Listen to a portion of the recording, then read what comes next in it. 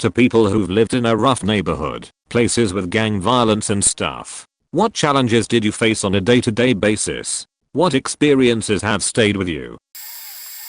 Didn't live in one of those areas, but frequently worked in them. I worked for a government program which provided certain home improvements at no cost to those income qualified. Windows, doors, insulation, roofs. Because of the nature of the program, I often worked in bad areas and a lot of Section 8 projects. We have a generator on the back of our truck that we use daily. The power supply in most of these rundown homes wasn't enough to support our tools. As you can imagine, the generator is pretty loud. A lot of the time, you'd hear it sputter and kick on and off. This usually meant some debris/dirt got into the fuel filter. No problem. Clean it out and start it back up again. One morning, we fire up the generator and get to work. While I'm 12 feet up on a ladder, installing a bathroom fan vent, I hear the generator start to slowly quiet down.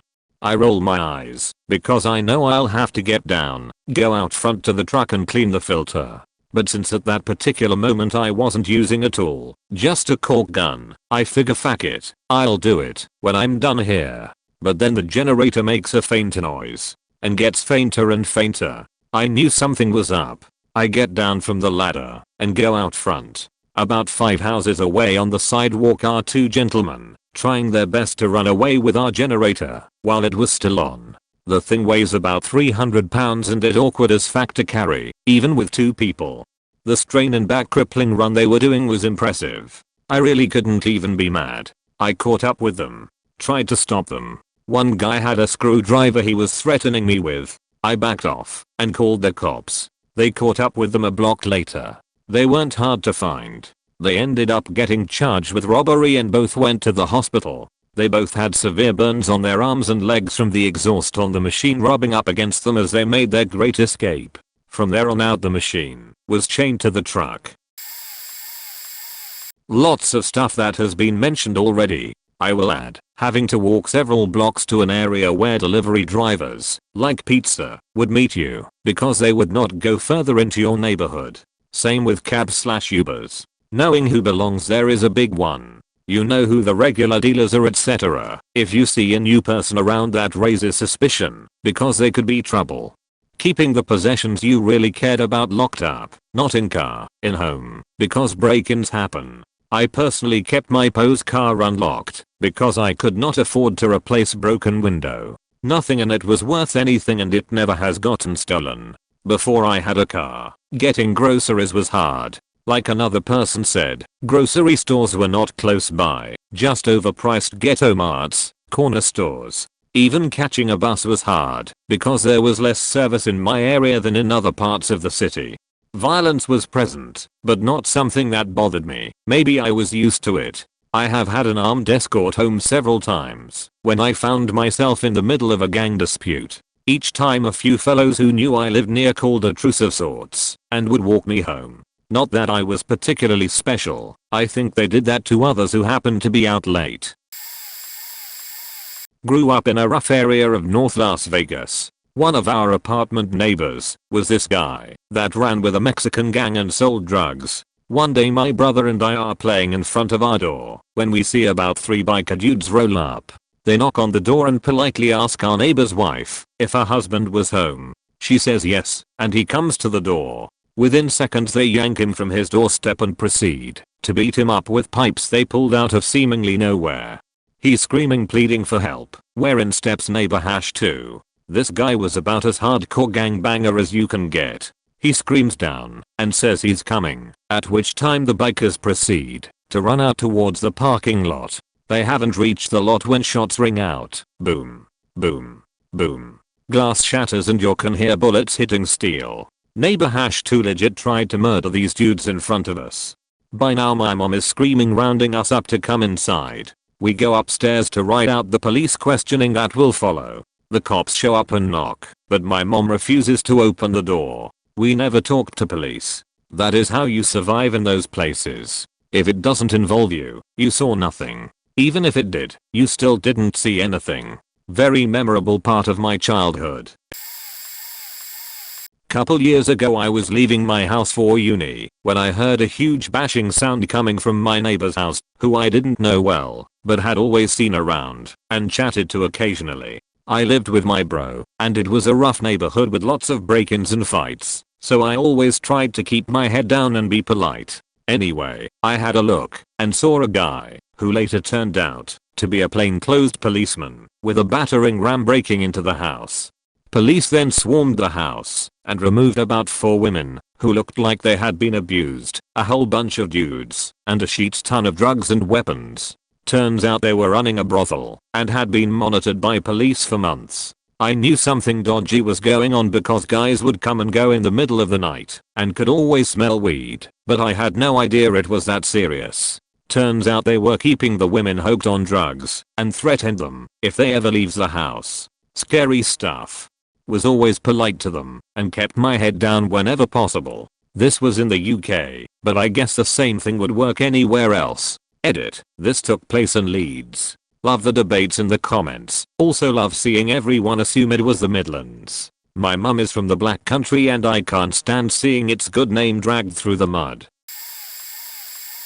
My mother used to manage and live in a motel in a really shitty neighborhood. She got cancer and became too sick to work anymore, but didn't want to move away from her home, so I came back from college to take care of her until she passed, which also entailed managing the motel. The motel also served as a long-term apartment solution for many people, and we had people who lived there perpetually for months or even years. In my time as manager, there was a double homicide and 2 attempted suicides, in contrast to her time there, in which there was a single homicide and 3 attempted suicides. She was there much longer, however. This was all in addition to many other similar events. Lots of various assault charges, drug charges, lots of property damage, etc. from the tenants that lived there, not to mention just lots of general unruliness. I was on a first name basis with most of the regular cops. One of the most glaring things that stayed with me from there was just the intensity with which people lie. I mean, everyone knows people lie a shitload, but every single day someone would just come up with the stupidest, most implausible lies and expect me to believe them. You don't have your rent for this week because your boss randomly decided not to pay you? Bro, I can literally smell your room from the service hallway through the bathroom vent. That isn't a plastic bag you're burning in there, it's crack. Of course, calling every single person out on their bullshit constantly is a fantastic way to get shot, so I'd often give them a day or 2 and then tell them the owner told me to give them the boot and just let the cops handle it if they objected. Even being personable, I unavoidably made some enemies that I would rather not have, simply due to the nature of the job. Sorry, can't rent to you, man. You're on the blacklist. Why the fuck? Because we found some paraphernalia in the room. Because you literally threw your faking heroin needles away in the bathroom garbage without even putting a faking bag in at first. Oh yeah, I saw those when I was in there. Was going to tell you about that. They were there when I rented the room. Wasn't me. I have hundreds of stories from that awful place. I could write a book. Glad I'm out now, though. Edit. Misspelling. Also, there are more stories in the comments if interested. Edit again. Thank you all very much for the comments and upvotes. And for the silver. Later today, in 8 to 9 hours or so, I'm going to compose a thread on /r/to-less from their front desk as suggested by a couple of the comments below. I'm going to include a bunch more stories about my motel management time in that thread. There are certain stories that I wish I could share that I won't be able to because they include too many specific details about various things, but I still have a ton to put out. Also, I have not seen the Florida Project, but it is now on my short list of movies to watch. Edit again. I have completed the first part of my compendium of stories. It is here. For once I actually have a story to comment. So the one thing that stays with me from home happened on Christmas Day evening when I was 8, when a woman we'd never seen before knocked on our door and told us there was a dead body outside our house. Now I live in a rough area, drugs, gangs, the occasional rap and often GBH, but any murders normally happened on the other side of my estate. But this time, someone had been murdered about 6 feet away from our front door, just outside the front garden, and hidden by the garden wall. It was dark, and his body was half in the road and covered by his raincoat and the shopping bags he'd been carrying, so nobody had noticed it. It was Christmas Day. Everyone was inside with their families. The woman who found him only noticed she'd nearly run him over with her car. The poor bloke had been stabbed 3 times in the back, but nobody had witnessed it. I lived near a school, so they checked the security cameras and eventually figured out that he'd actually been attacked about 500 yards away and had walked all that way before collapsing outside my house. It was quite an experience for me as there were police everywhere, TV crews, search dogs. We weren't allowed to leave the house for a week in case we disturbed evidence. If we did go out, we had to sign in and sign out with a liaison officer at the end of the street. As an 8-year-old, I couldn't quite comprehend what was happening. I just knew that someone was dead and it wasn't an accident. Eventually, they found the murder weapon in a neighbor's garden and found the murderer from the prints. He was a local gang leader who'd killed his best friend because he'd been having an affair with his girlfriend. They'd argued as they were on their way home from the corner shop, and the guy had just attacked his friend and run off. The victim was in so much shock he'd kept walking until he finally died. I never did find out who he was. I can't remember the specifics, but that Christmas will always stick with me. I'm from Miami, specifically Miami Gardens/North Miami Beach, which has a ridiculously high crime rate. I didn't have a social life from elementary to most of high school because my parents made me stay inside. There were a few things that stuck with me. The world is pretty quiet. In my hometown, there were sirens and helicopters nearly 24/7. When we finally moved away, it was something of a shock at how quiet everything was. It honestly felt like I was on a vacation for so many months after we moved. The smell of weed makes my stomach turn to this day. It was always in the air and my parents just told little kid me that it was goat cooking. They didn't tell me the truth till after we had moved. A very distinct memory I have of Miami is one day my dad was driving me to school. As we turned a corner only a couple of blocks away from a house, we came upon yellow police tape. Laying in the middle of the street was a hazardously covered body. That image always comes to mind whenever Miami comes up. Another memory, the house across the street, was a notorious drug house and many wanted people, murderers, and rapists among them, hung out there. One of the residents was a skinny black lady. She came banging on our door one day. My mother opened the door to her holding what was essentially the skeleton of a toddler. The poor baby was so weak and emaciated she hardly looked alive. My mother told me to call 911 and the medics afterwards told us that if we had waited even a day longer, the child would died. I was a punk rock girl, just really poor, and I befriended almost everyone including the area homeless and the gangsters. I did a lot of drugs with a lot of different people to gain their trust and loyalty, and I was just 12 to 13 years old. Eventually I smoked enough weed, drank with enough people, and fought enough girls that I wasn't an outsider anymore, and I got a name for myself. Me and my older brother were pretty well known throughout the city, and it changed from being scared of the area to being scared of the area enemies. My friends were getting locked up, stabbed and shot at on the regular, but it was easier to live the gang life than it was to be a functioning member of society. People would rather make drug money because it's a world they know, it's all that they know. Poverty is a cycle and I've seen firsthand how it keeps everyone where they're at. It was incredibly hard for me and my family, just me, my mom and brother, to get out the ghetto. The system treats you like you're all criminals and that we're all choosing to live like this. Me and my brother starting working shitty under the table jobs as miners to help our mom out, and eventually we moved to a nicer part of town, but still in the same shitty city, and we slowly grew out of the poverty ways. It's all a distant memory now. We've all parted ways and we're all in different stages in our lives, but I still have the scars that serve as a reminder that I can't forget where I came from. Everything is a luxury, a flushing toilet, a washer and dryer, clothes with no holes, and food that's actually fresh, not microwaved or top ramen. The days of survival are over, but sometimes I look back and nostalgia tricks me into thinking they were better times. I can't romanticize it. It was shitty and my mom was constantly crying about not being able to provide us better lives. The poor community needs real assistance, real education, and a government that actually cares about its people. Without it, people will continue the way they do to live another day, using drugs to escape, using violence to control, and selling drugs to make money off of its own destruction. Group of young loud guys coming towards you? Cross the street. They are going to rough you up or grope you, or worse if it's nighttime. Don't walk on the curb. Too easy for cars full of dickheads to pull up and grab you if you're that close to the street. Plus they used syringes in the gutter. Stay away from the doors and windows when the police show up in your street. Stray bullets. Mum is a goddamn looky-loo. Get her off the damn porch when someone is actively torching a car in front of the house, since people don't tend to like witnesses to their crimes. If there's been a spate of drive-bys in your area, don't show up at the latest one. They'll deploy the riot police if the crowd is big enough, and that just results in dangerous clashes. It also creates a bigger crime scene, closing of main arterial roads in your suburb for a day or so.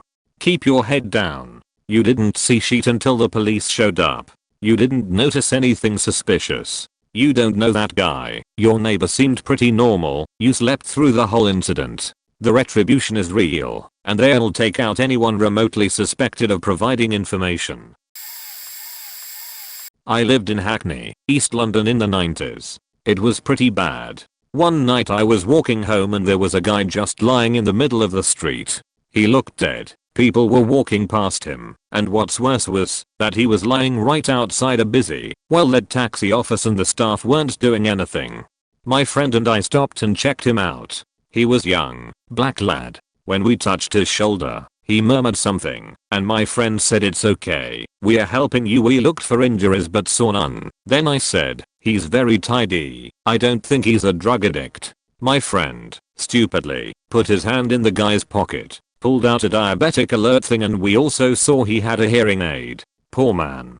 Poor man had had a diabetic episode and passed out. We called an ambulance and had very strong words with the staff in the taxi office who just looked at us like we were the dumb ones. Also, one day I saw an old man arguing with a young man outside my flat. The young man was pleading with the old one. "Please uncle, please." Thought no more about it till 2 days later. The lift kept going past my floor, 17th, and stopping on the 19th. When the lift doors opened I saw the door to one of the flats on that floor was always open. Turned out it was uncle's flat. The young man had killed him shortly after that argument because uncle wouldn't lend him money. Uncle was lying on the floor, just beyond that open door. Uncle was a local money lender, and he was murdered for his cash. I'm from the hood. I'd break Reddit trying to list the challenges that come with that, but here's a small sampling of the things that stuck with me. In no particular order, I'm largely desensitized to violence. Most people duck when they hear gunshots. Where I'm from, we run to the window to see who got hit. Also, the thought of having to fight someone doesn't particularly bother me. It's not something I go looking for, but fighting was an inevitability growing up, so you get used to it. I mind my own business. The quickest way to end up hurt or killed where I'm from is to put your nose where it doesn't belong. I've evolved a little bit on this to where I will intervene if something truly terrible is happening, but for the most part one keep to myself. Resourcefulness. Growing up poor teaches you to overcome and figure shit out. I'm confident that you can drop me anywhere in the world and I'll be fine. So I find myself zoning out when people complain about stuff like their job or school, because to me those aren't real problems. As long as I'm eating every day I'm good, since I didn't as a kid. I lived in West Philly, the Bronx, and the Lower East Side / Little Italy / Chinatown, and it really wasn't that bad. The worst things I saw were a punk kid throwing a Snapple bottle at me and saying I had a big head. Some guy in a Yo Gabba Gabba costume getting knocked over and rolled down the street by a bunch of kids.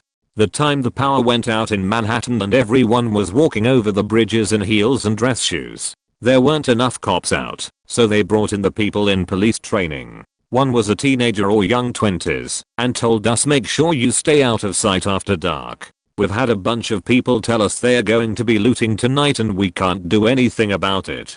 People were giving away free ice cream. When the power finally came on at 2 or 3 AM you could hear the entire city cheering at once. It was absolutely amazing.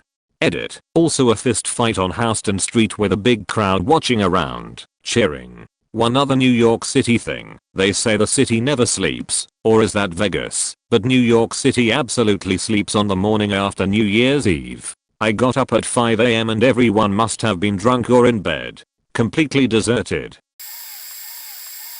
I had a few things happen that stick out. I will give a few examples. I got a few stories and can't sleep, so this may be a novel. Read it or don't. The house next to me growing up, I literally could open a window and touch it, was both a crack and hoe house. Cars would pull up at all hours of the night, 10 PM, 1 AM, 4 AM, hell even when we left for school, beeping their horn. Conspicuous as fact, this was early aughts, before everyone had a cell phone, and someone would run out and serve them, or a little thot would get in the car with them. Every time they beeped their horns the dog across the street would start barking, creating a chain reaction of the neighborhood dogs barking. It was like the hood's equivalent to a blue light special alarm going off. We got deals. 3 things happened that stick out to me from that house. I'm about 15, and it's 2 AM. My bedroom is the very first room of the house with 2 windows overlooking the porch. I just laid down one night when I hear the fence rattle in the other house next to me. I get hypervigilant and start staring at the windows. Through the slits of the blinds, without any other noise, the street lights shining through were suddenly blocked. The oh shit moment, 15-year-old me is about to save the day. I quietly get out of bed and grab my baseball bat. I'm just inside the doorway to my room that lead to the entryway. I quickly hit the lights and run into the hallway with the bat. At the top of the stairs, like the good faking dog he was, a 100-pound German Shepherd was already ready. Soon as the light came on he started barking like I never heard him bark before, and began charging down the stairs the same time I'm coming out of the room. Bat in hand, I look towards the front door, which is made up of 9 different panes of glass, and I see this hooded figure leap off the porch and run into the night. My heart was racing. I didn't tell my parents either cause I knew it would stress them out. That was a rather mundane encounter. The second thing that happened involving that house upped the ante a little bit. It's sometime around dusk and my family is eating dinner at the kitchen table. It's not even fully dark yet when out of nowhere an insane amount of gunshots go off in the alley behind our house, and then you hear a turn fire coming from the other direction. It wasn't until a bullet came through the back wall into the kitchen where the whole family was that my dad leaped out of his chair and tackled my mom and my brother onto the floor.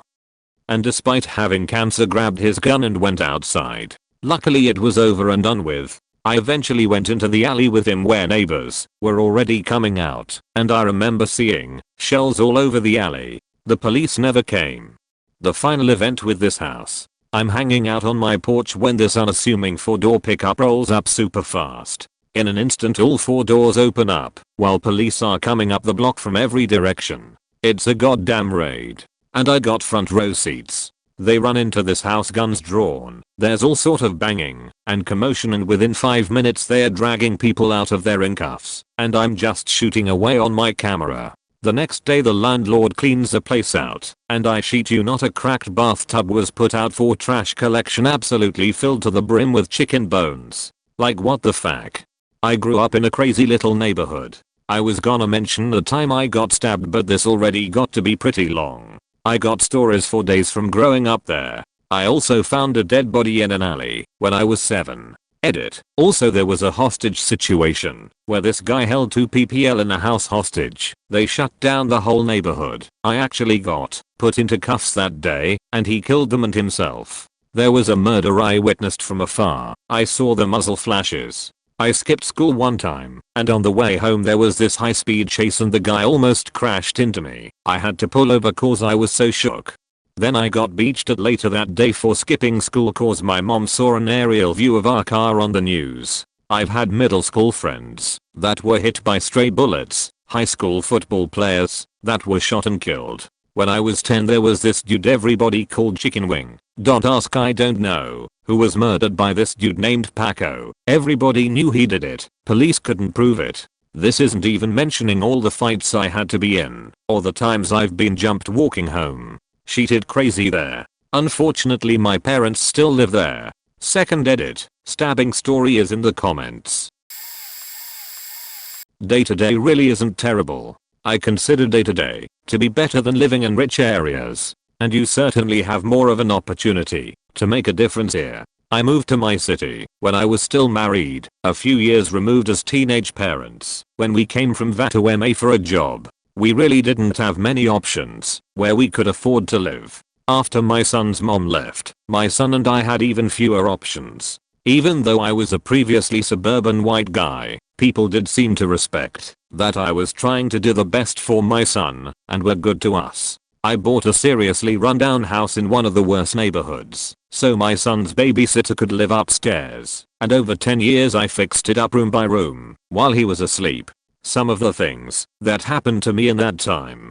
An 18-year-old was arrested across the street for beating a 15-year-old into a coma for leaving his gang. A meth lab was busted a few doors down, and the police blew up a pipe bomb in the street that the man running it used to threaten his roommates in case they called the police. A random white guy was shot to death walking a street over at 2 AM as a way for men to enter a gang. Too many drugs and prostitutes to mention.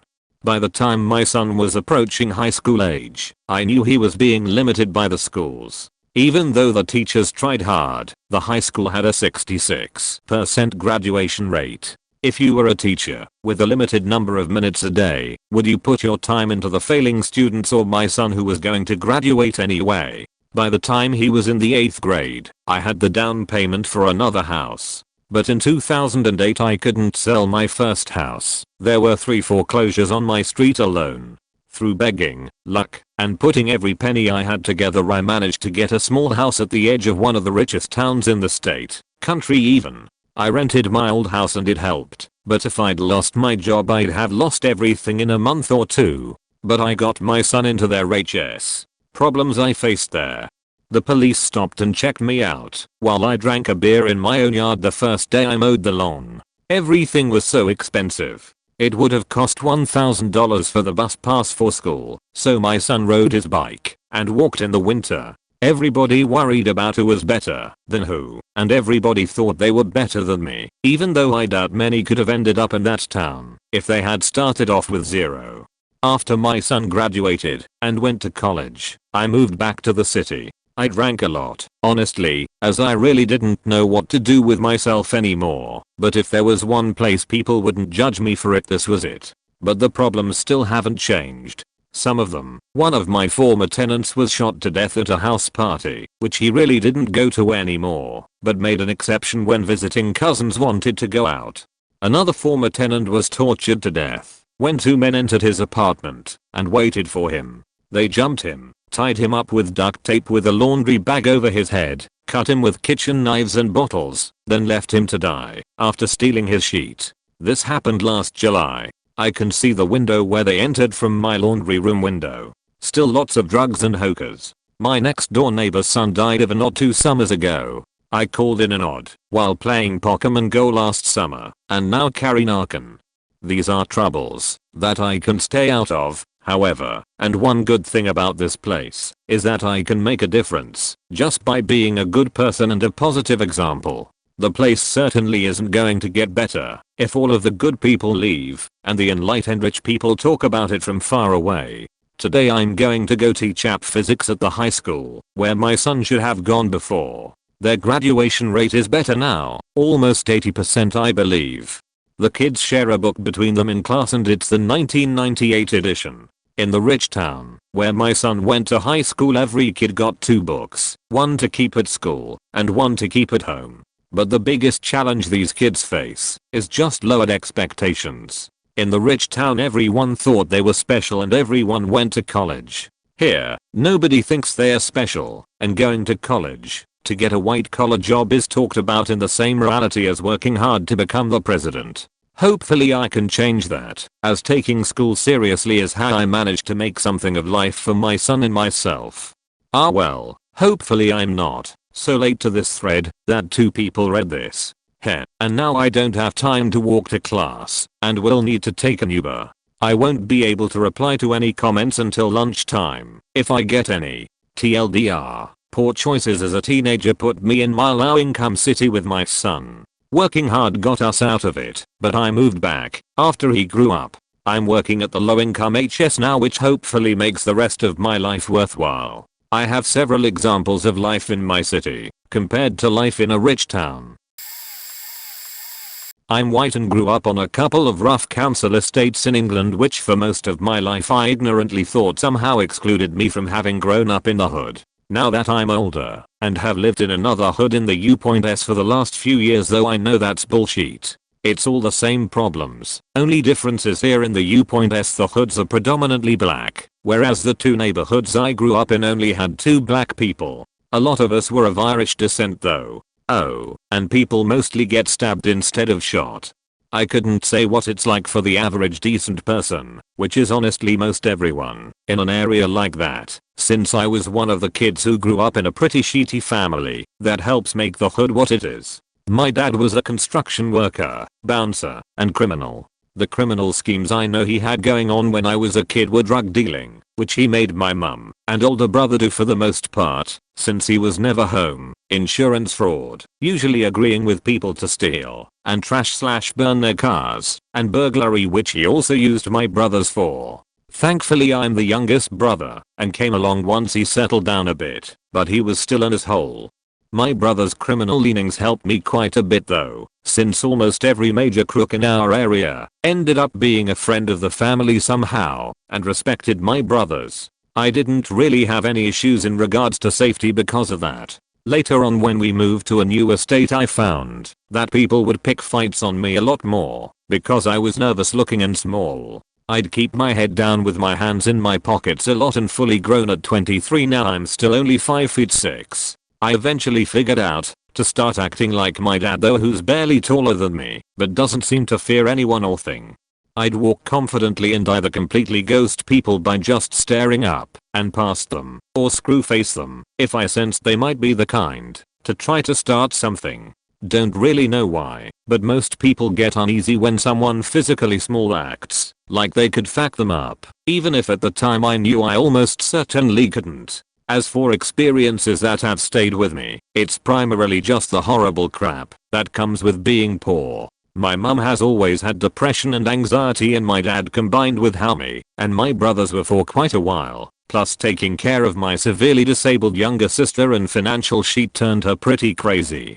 She'd cry a whole lot and I'd try to help, but eventually her depression and shit seeped into me too, and I became a bit of a shell for a while. It didn't help that her issues made her pretty demanding and psycho towards me. Some sort of parentification at a time where I was very immature and mentally fragile, I think. My worst memories are inside my home, just of my mum's breakdowns and my dad going on his drunken rages, smashing everything and threatening to kill himself. Not that bad as trauma goes compared to a lot of others. One outside memory that does stick with me though was when one of the local gang pissed off a couple of the others somehow. I think I was told the reason, but I don't remember it. They'd had a bit of a fight and the dude they didn't like anymore had ended up on the ground. The main dude in the gang kept telling him to get up, but every time he did he'd boot him in the knee or punch him in the stomach, dropping him again. There were about 20 kids watching, and I felt like shit for the dude despite knowing he was a dickhead. It was just cruel, harsh and punishing in a way my 6 or 7-year-olders hadn't really seen at that point. That guy did get my brother into carjacking though, one of things my dad didn't teach him, and majorly contributed to all his arrests. That eventually got him put into foster care and juvie, so fuck him I guess. Enjoy this time in prison, dude. This sheet mad long. Felt kinda like what I reckon a therapy session would be. I should probably go at some point, lol. I grew up all over Chicago. About once or twice a week we had to get dressed on the floors for school in the morning because there was gunfire going on outside. Often people would try to stop you while you were walking and say asterisk give me all your faking money, to which I would respond asterisk him brokers faking too without slowing down. Never had it go further than that. Rent was insanely high compared to working pay rates, so I had to get a job when I was around 12 to help pay bills. Also I frequently stole food from the local grocery store to help feed my siblings while my mom and stepdad worked. That soon led to me stealing alcohol and selling it for money for food. When I was around 9 years old, my mother and I called an ambulance for a man who had a chunk of his skull about the size of my palm missing. After getting beat with baseball bats, months later found out from his brother that the man was dead and had been found sitting on a park bench. The paramedics drove 4 blocks and drug him to the bench and left him. My high school had an SUV drive up the front steps running over around 8 people. My high school also had a police office inside of it. Every day after school there would be paddy wagons and SWAT vehicles with officers strategically positioned around the school to keep the violence down. I was stabbed in the chest during a brawl and didn't realize it till I got home and tried to take my sweater off and realized it was stuck in my chest and the blood had clotted around it. Didn't go to the doctor because couldn't afford it.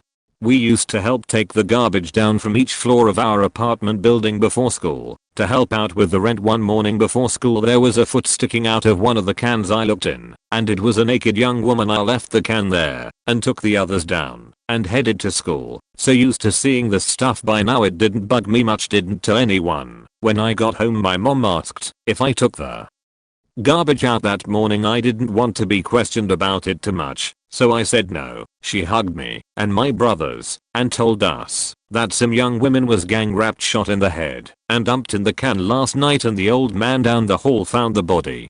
Bars on all lower floor apartments were a big safety thing I never thought of until I moved to Wisconsin, where there are no bars on the windows. I spent the first 5 to 6 months at night sitting on the couch till sunrise watching the bay windows in the living room because I was afraid people were going to break in. It still bugs me sometimes. I'm not a person who seeks out violence, but I'm always on edge waiting for it to happen now. I don't like crowds. When I'm walking somewhere and anyone is walking towards me, I have my hands in my pocket clenched or hands on my knife just in case. I always sit in public, like at a restaurant or movie theater near the exit, and with my back to the wall when possible. The most difficult thing is, when I'm talking to people I have to focus on making eye contact, especially when we are talking outside, because when you are talking outside in a city, like Chicago, you have to keep your eyes out for suspicious behaviors like a slow moving car or people doing double takes. You gotta keep your head on a swivel, and people out here think you are tired of listening to them and have places to be when I'm actually fully engaged in the conversation. I just need to make sure I can see my surroundings, just in case. Edit. Didn't expect much from this post, so I posted it and kind of forgot about it until Reddit emailed me saying my Reddit gold was running out. Lol, thanks for the comments. The gold and just responding in general. It feels good to get some of this off my chest and know people cared enough to read it. This is a very old example from an area of Scotland with sectarian violence. Catholics vs Protestants. Don't wear bright blue or green ever. If someone is singing a sectarian song, the sash, the fields of Athenry, etc., don't look at them. Either they will stop you to teach you, or assume your religion. If someone asks you for something, consider just giving it to them. Small men are the most dangerous. On the day of the old firm, Rangers vs Celtic, don't sit upstairs on the bus, don't ride the subway. These enclosed spaces you can be hemmed into are bad news. Be wary of people hanging out on walls or on the street. It's cold as hell in Scotland. They aren't doing that for no reason. All valuables in front trouser pockets. Like I say, this was decades ago, and things are much better here now since the end of the Troubles, but some of these really stay with me. I live in a rough county. The largest town has a big as ghetto. Then there's some smaller towns. 2 of them have a huge meth problem. I wouldn't consider myself growing up in a rough area, but just around one. The whole area is just rough. Between drug dealers and one-ape gangbangers in the rough neighborhoods and projects, to drunk rednecks doing burnouts in the Walmart parking lot. Everyone hates this fucking place and wants to leave, but they never do. I grew up somewhat poor, and I'm now lower middle class. When I was little, we usually had food, but not enough money for new clothes. I lived in a trailer that was falling apart for most of my life. Pretty much everyone including me went to pre-K in the projects, cause there was one that was more of a daycare center, so the single moms can drop their kids off and, sadly, smoke crack. Oh yeah, and there's a lot of racists here too. Most of them are closeted though. Drugs are an issue, like I said before. Meth is a huge problem. Opioids too. One of my best friend's granddad had on Xanax a year or two, and he lost his life a few weeks ago due to depression. Everyone here is biased. All the rich kids and well, Do kids have a future, while other kids don't really have a future? I consider myself better off than most of the poker kids, but I'm nowhere near well-to-do. I remember me and a couple friends broke into an abandoned house. Guy who owned it went to jail for 30 years, and we found all kinds of porno movies, some old as weed, and needles. Another old house me and my friends went into had AK-47 bullet holes in the walls, and needles and pull bottles all over. People say the opioid crisis and meth are mostly in the eastern part of the country like Ohio, Virginia, Tennessee, but it's hit northeast Texas pretty hard. I don't get out with my new cell phone. I use a really old one instead. Anything else of value stays at home, and I really try to not go out alone. If I see two guys on a motorcycle, I enter any shop or walk faster. When I'm at home and I hear anything that resembles a gunshot, I immediately get down. Edit. I've forgotten to tell a story. So here we go.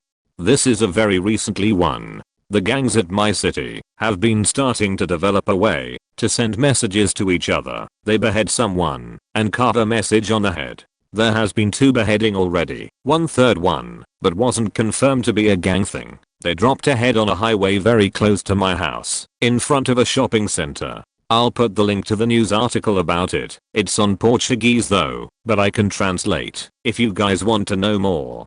Here's the link for the first head. https://www.google.com. Sorry, I'm on mobile.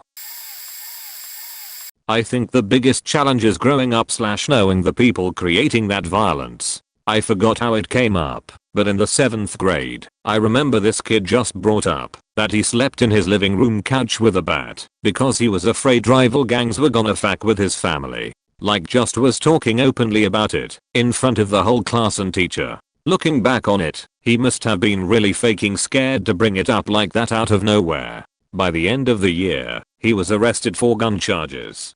Guess he felt the bat wasn't enough. This other kid sat next to me in the 6th grade. He was smart ASF, but obviously in a gang. Never came to school. Saw him a few years later, and he was paralyzed. Couldn't really talk or walk right anymore after a bad car accident. There was this other kid in the 2nd grade, who was really sweet and super funny. Now, he's in music videos trying to be the next trap rapper waving around guns and shit. Still sweet and funny when we bump into each other. Then I started working in the hood at a high school, and I remember this kid talking about wanting to get out but he couldn't. He just stopped going to school altogether. Ran into him at a Target a few years later, and he was able to get out of it and get his JED. Super proud of him. This other kid wanted to get out too, but he already had gun charges and had been to juvie. We talked about getting his record expunged as a minor. He seemed real interested, but never followed through. That kid was smart ASF too. Gangs are predatory ASF.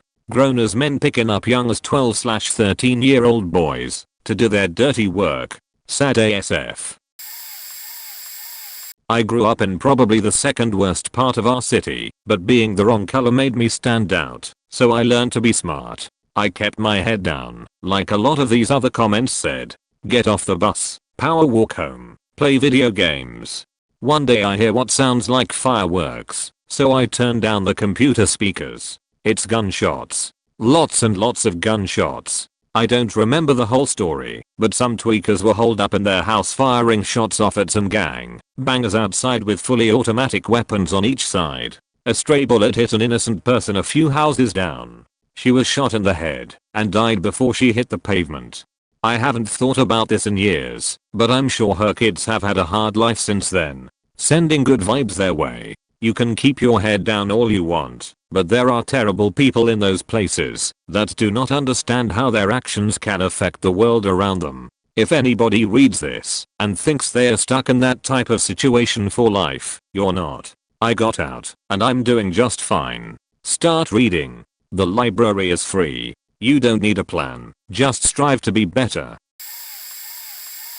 My first year living in Japan, the school put me in the apartment building they owned, which was in the middle of a Yakuza neighborhood. I think that the school bought that building for their teacher housing. because it was super cheap, since no one else really wanted to live in that neighborhood and the school assumed that the foreigners just wouldn't notice what was going on, and that nearly every building around them was a brothel. One of the other teachers was married to a Japanese man who told us what to look out for and how to act if we ever came across the large group of black cars, men wearing a certain style of suit, especially if they were guarding the entrance to a spa, or if the police blocked off a street and showed up in SWAT gear, all of which happened from time to time. In general, it wasn't bad and people left the foreigners alone. After living in that neighborhood a while and leaving for work with another teacher I was friends with every day, the women who worked in the brothel started to recognize us and would say good morning to us when we passed them on the streets. One morning, the other teacher was sick and I went to work on my own on my bicycle. On my way home, two of the women who worked at one of the bigger brothels came outside when they saw me stopped at a stoplight next to their building. They were very concerned, and between their bits of English and my bits of Japanese they were able to ask me where my friend was, and I was able to communicate that she was sick, but would be back at work in a day or two. Grew up in a small town with less than 6,000 people nestled in a valley with two other small towns. We are nicknamed Meth Valley by neighboring cities. Day to day was pretty mundane, but there are some things that I now realize probably aren't normal. We weren't allowed to be barefoot ever because the entire neighborhood was littered with used needles. When we tried to plant some flowers we dug up at least 20. The family across the street's son even stepped on one when he was playing in their backyard. Speaking of needles, they find them in the KFC bathroom in town. Can't go to the one park for the same reason. Along with needles, people has also put razor blades on some of the play equipment. Can't go to the other park because that's where the drug dealers hang out. Can't go to the other park because there's always gunshots coming from it. The gas station that was across from my house gets robbed at least twice a year.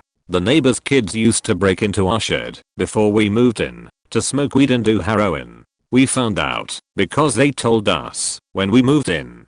Our elementary school janitor was a pedophile who got moved to the high school once it was discovered. He also used to mix up weird milk flavors and hand them out to kids before recess. I remember the blue one makes several of us violently ill. The yellow one was defiantly the best.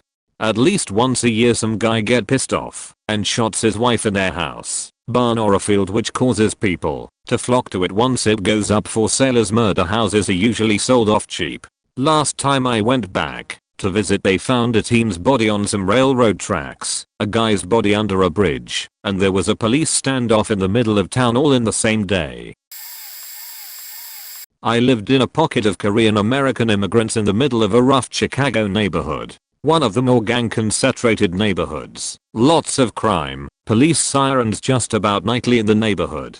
I could walk around by myself at any time of the night and be fine. This was true for the vast majority of us. Out of hundreds of Koreans, maybe only a handful of us were the victims of a crime over the course of decades.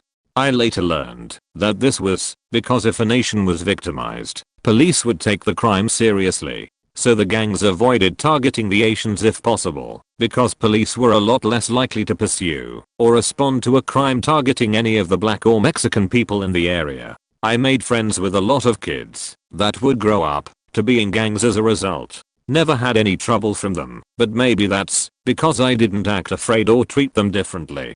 One kid I knew since I was about 8 I learned was hooked on coke and other drugs by his dad when he was 6, so that he would be suckered into being a drug mule. They were both deported to Mexico when we were about 13, which probably took away any chance he had at a normal life. The local church was putting a lot of effort into helping him spend time away from gang life.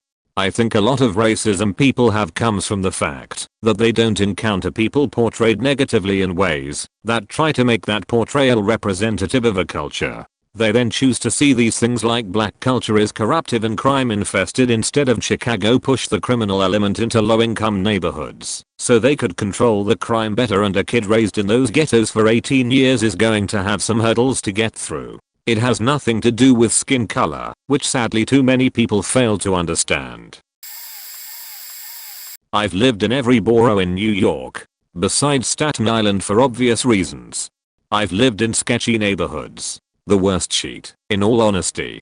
The mentally unhealthy / drug addict old lady who told me I was a drug dealer devil and faking putrid killer at point C etc. Every damn morning and anytime I saw her in the afternoon. But morning mostly. She was always around the train stop I went to work. I saw her. I tried buying her coffee and tea. I tried other shit. It didn't matter. I was a devil drug dealing asshole and honestly months and months of that gets to wear on you lol. Obviously I gave her a huge pass as she was sick and homeless etc. I think once I asked if I could help her to a shelter or something and she went apeshit. So yeah, didn't miss her when I left. Gang kids are scary cause they're just kids and don't give a shit. Crime and harassment are day to day, end up being easily ignored. Crackhead sick lady, got to me though. I lived in Guatemala for the first 12 years of my life. We lived in a lower middle class neighborhood that was kind of controlled by a gang. They would ask businesses for protection money and would prey on teenagers to convince them to join, but they wouldn't really mess with the people beyond that. When I turned 10 I was allowed to go to the corner store for the first time. A couple of the gang members were inside talking to the owner. I went with my older cousin who must have recognized them and asked me to not say anything and to let her go up to pay. I did and waited by the door. She paid and we turned to leave the store when one of the dudes yelled, "Hey, how old are you?" We ignored them and kept walking. For 2 weeks after this, I would come back from school and see them at the corner store, just standing, always staring at us and our street. We received a call one day asking if I lived there. Somehow they knew my name. My grandparents, who were taking care of me at the time, cut the phone line and began driving me to school. I could no longer take the bus with my cousins. One day as my grandpa was driving me to school, 2 dudes pulled up next to us at a light.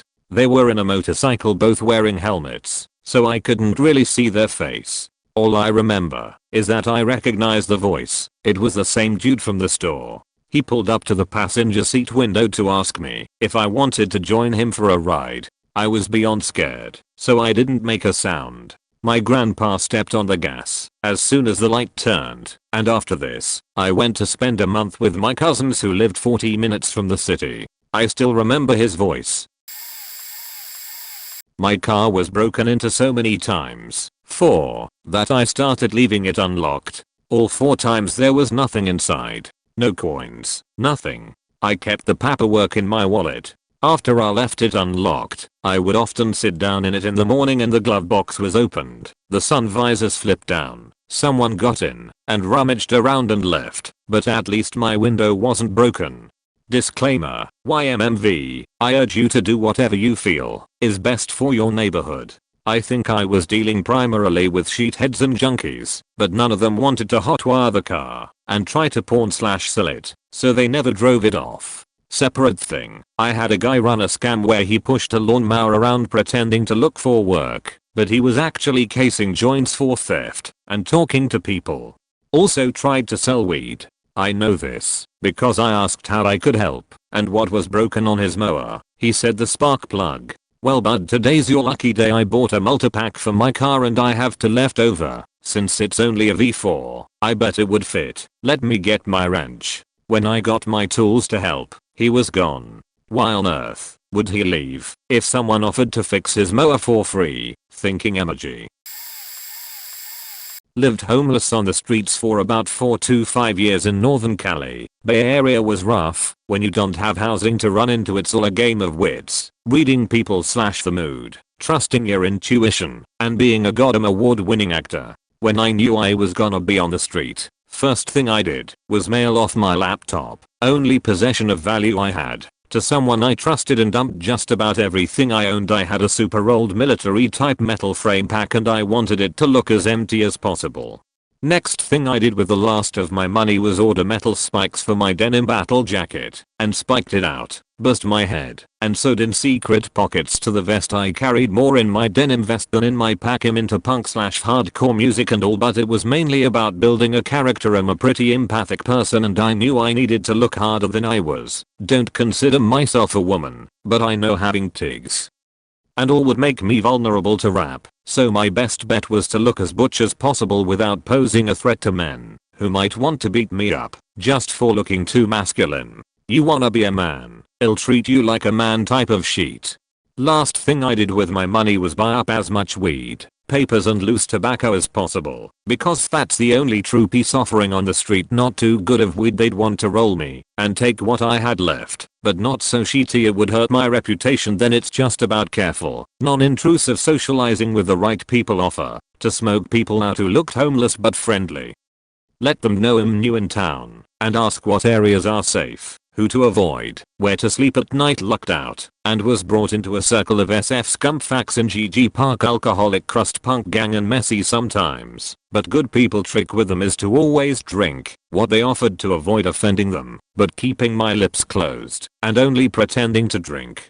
That way they don't feel bad that from a refusal, but also don't have any less booze by the end of the night and regret letting your drunk ass into the circle. Also, keeping sober and alert is always a priority, even in friendly circles. One drunk slip of the tongue or obnoxious stunt will have everybody eyeing you up as a potential problem. Being confident without being cocky or confrontational was key for me. Listening to other people's problems, but never beaching about my own. Never take out your phone. I had one on me, and it was always off, and the only time I ever turned it on to contact PPL/tell them I was okay was in a bathroom stall, but I tried not to do that as much as possible, because trying to find a place to charge it was a risk of being seen with a phone. I never told anybody about resting beach face, but never too hard and never directed at anybody. When I looked at people I tried to stay neutral faced, like I wasn't really looking at anyone. When I talked to someone I showed them respect and made sure to never say anything that might be taken as talking down to anybody. The craziest people were best avoided. Pack it up and move out before something happens. Knew I was doing something right when a gangbanger rode up on his bike and asked me to beat up some girls they were having trouble with for $100. Turned him down with a lie. Sorry man, I don't do that anymore. After about a month I was friendly with most the gangs that control GG Park, knew who to watch out for, and when to move out. Gangs aren't really the biggest threat, it's the people on meth you gotta watch out for, cause they'll rob anybody for anything. Scumpfacts let me sleep near them and had machetes hidden in hollow trees around their claimed spot. Anybody who approached that spot at night without identifying themselves would get jumped. At that time the cops were peddling more meth and heroin into the park and orchestrating tension between street gangs and tweakers to keep them busy all night. Tension came to a head and tweakers started shooting up the park over weed, of all things, so I hitchhiked north to the mountains to get away from the city for a while. Might seem safer at first glance, but came with its own flavor of danger. Same sheet, different context. Got in with the gold miners and moonshiners and growers. Be friendly and earnest without asking too many questions or talking about yourself too much. Ended up making a lot of connections with big time drug dealers and such. I tend to gain people's trust because I'm open without asking for shit. Just wanna be friendly and survive. Learned to keep my mouth shut when the assault rifles came out and just hit the floor with my dog, cause I knew those bullets weren't for me. Saw $500k laid out on a table once. Never forget seeing that much money take up a whole damn kitchen table, and couldn't believe how far into PPL's trust I'd come to be allowed to even hang out and watch them count it. Only time I ever interfered was trying to calm down a dude who was pistol whipping an accused snitch near to death. And only because I know the dude had a soft spot for me and would listen/not turn on me for it. Somehow I was always in it without being in it. Nobody expected me to involve myself, but no one minded me hanging out cause I was easy to talk to. After a while I'd made a good camp near a river in the foothills of a mountain. Had sort of created a little family with some of the street kids trying to get out of the city. Had a habit of bringing solo girls into the fold. BC I'd worry to death over them on their own. Lots of girls go missing, and lots of them tend to be on the run from abusive exes also. After establishing my camp for a few months and scoping out everybody transient and local, my reputation in the area was pretty secure, and I had very few problems. Small town cops only check you out so many times before leaving you the hell alone. Got raided a few times, but nothing but maybe some weed would show up and cops would fuck off for a while. By then the worst problem were local junkies who would try to infiltrate homeless camps to find the hard drugs. Anyway, during this time I had made a friend who had a car and I hadn't been to the Bay Area for ages, so we decided to take a trip for the hell of it. Long story short, some dumb 17-year-old kid thought it was cool to run away from home and sell drugs in one of the hardest areas of SF. You don't do that without permission anyway. He faked up big time and a notorious gang rolled him, stole his drugs, dosed him with all the LSD he had on him, rendering him blasted off for at least a month, and then beat him till he had a brain aneurysm. Picked him up, got him stable, and then dumped him back on the street, where they found him. Dude was wandering around with a 3-day-old burrito in his hand he couldn't eat, pissing himself, unable to talk, crusty lips, just dying, and the street gangs that usually take care of PPL like that rejected him. BC boy just came into town and faked everybody over that tried to help him. I think they took pity on him and told him some info, and he undercut their prices. This kid's only friend begged us to take care of him and get him out of the city. Gang that rolled him wanted to finish the job. They thought he was dead, and this guy had relapsed on heroin and wanted this fried kid to stop following him to the Tenderloin. Couldn't just watch this kid die, so we ended up taking him back up north with us to the mountains so he could come down. Didn't talk for weeks. It was like having a baby. Make him eat when you eat, drink water when you drink water, teach him how to be human and take care of a body. Oops, too long. Continued below. I didn't love in a rough neighborhood, but because we moved from a very small Kansas town to a poorer neighborhood in Wichita, my parents were convinced it was a rough neighborhood. It seems to be common that people in Smallville think Wichita is this crime-ridden urban hellhole, but clocking in at 300k people, or barely qualifies as a city. Anyway, there is one thing that sticks in my mind. My first day at the new middle school. It got out much earlier than my previous school, so my mom was late picking me up. After waiting for a little while in the hot August heat, I started hoofing it home, my nose stuck in a book. I walked, nose in book, the 2.4. Had it been 2.5 I would have been on a school bus, miles home, and barely even noticed the cop cars speeding by me, sirens blazing. Apparently my mom had called the cops when I wasn't there. I got a nice long, moderately racist lecture on why I shouldn't walk through that neighborhood anymore. I should mention, several years down the line, my parents have shed a lot of their small town convictions. I lived in a shadier part of the Philippines, so I'm not sure if this counts. My house has all its windows barred with steel grates. Our wooden door has a metal door cover. Our garage is practically a padlocked cage. We do have a yard, but it's enclosed in 6-foot high walls topped with barbed wire. Worth noting that even with all these, we've had our house broken into already. That one time we were out of town for a week. I've been pickpocketed so many times, but since I didn't really have a lot with me, I've only lost a mobile phone once. At one point somebody tried to rob me at Niffer Point, or to be more specific Ice Pick Point, as is the more popular weapon around here, but there was a patrol nearby, so I got lucky. I drive my car, so it's not as often for me, but I have friends who seem like they're getting robbed on a yearly basis. There was a time a lot of cops showed up, like SWAT and all. Turns out an apartment from across the street was a holding area for kidnap for ransom victims and was currently holding a really rich guy's daughter. Since the place itself was relatively quiet, we never really knew until the cops stormed in. A few blocks away is a slum area. The whole Duterte administration war on drugs is more akin to war on poverty, since most of the police narco ops is done there. Dead bodies turn up regularly during the raids, with the cops claiming the drug dealers fought off the cops, but we all know better. These dealers are usually too poor to even have guns. And even if they did, no one in their right minds would try to fight off a police raid and expect to come out alive. Best parts, all of this is so routine now that I didn't even think of these details until this thread came up. Caucasian. I moved to a borderline ghetto area in 11th grade. My first day of school I was 20 minutes late because of the lines through the metal detector. Then I got literally 10 feet down the hall before being put in a chokehold from behind and called a cracker. My second fist fight ever. I still can't believe I won. Racism is definitely real, and not just towards people of color. I was called a cracker and just shit on by everyone.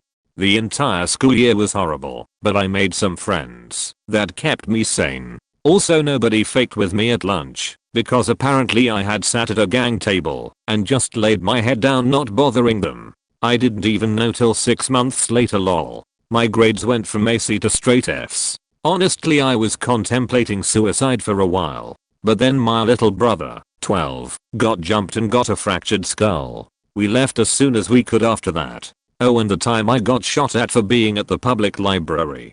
I'm happy to say I moved back to my original school zone and picked up all of my grades to straight A's the final semester after working like a dog to get caught up. And I'm at my second year of college and I just got out of a healthy relationship and we are still good friends. I really turned my life around thankfully. And to anyone bothering to read this paragraph cool, and if you are having a tough time it does actually get about 200% better after school. I have not lived that inside by myself, but I got few friends who has lived under both terror-stuck and gang-stuck cities. Thankfully I live in a relatively secure place, where odd terror attacks happen, and I was only able to hear them from distance. Some of the oddnesses are shared below. Gang 1s, carry super cheap mobiles whenever go out, feature phones. Pay illegal taxes sort of money, to stay alive or to carry on doing business. If anyone robs you, don't resist when a major political gang calls citizens. Attendance is must, even if they ask you to come and strip naked. You get used to masked men doing hit and run killing of various opponents or those who refuse to pay. Terror 1s. Girls stay inside home, unless they are sick and need treatment. No music/born in mobile. Going to school is considered a borderline dangerous activity as any random terrorist could blow schools up getting used to American drone strike killing chunks of your immediate family, or if you be lucky then only your relatives often seeing public executions. Often seeing heavy gunfights between terrorist or terrorist army, and to hide at a safer place, while not looking back at your mates, to see if they survive. Getting used to use piles of dead bodies as hiding place whenever an opposing terrorist group is going rampage at your people.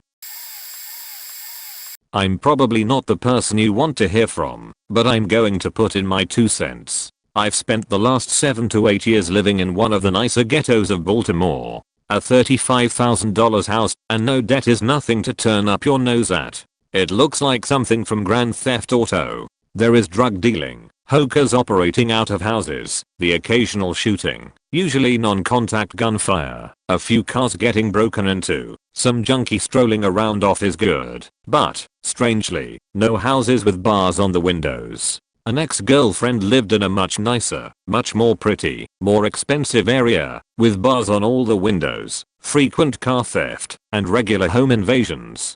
While I was single, I'd take a book and my parrot, and we'd sit out on the front porch and read or visit with neighbors. I'd take whatever project I was working on, and do it out front, to keep the fumes and sawdust out of the house. This would invariably draw children. So, I, a Kansas-raised white boy living in a Baltimore slum, got to know and be known by the neighbors. Old racist women, people selling boys and girls, older alcoholics slumped on the front steps talking about the Discovery Channel at 2 a.m., older neighbors who were past all that, tutoring white kids struggling with undiagnosed fetal alcohol syndrome, teaching black kids to solder, and letting them borrow my tools, keeping a bike pump and wrenches handy to help kids fix their bikes, pulling out an air compressor for adults who got a flat.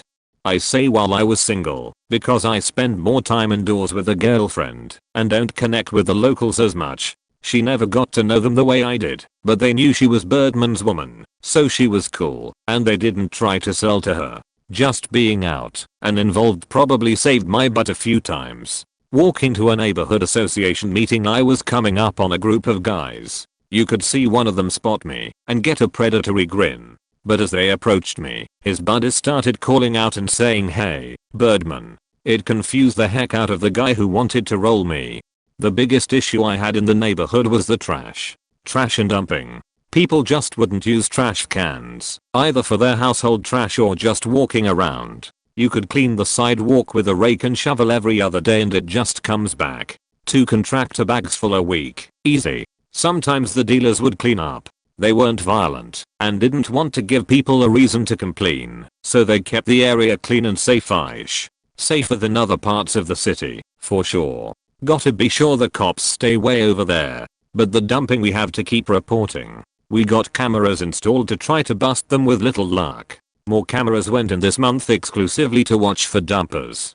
I had to take in the chairs on my front porch. I didn't mind people sheltering from the rain on my porch, but when the cops start searching my porch and mailbox for drugs or weapons, I had to remove the seats. My city assigned trash can got stolen several times. Yeah, it was by guys doing trash collection, but don't make me hunt my own trash can down afterwards. The first time I heard gunfire, I was reading a book on my porch while kids built things with Jenga blocks.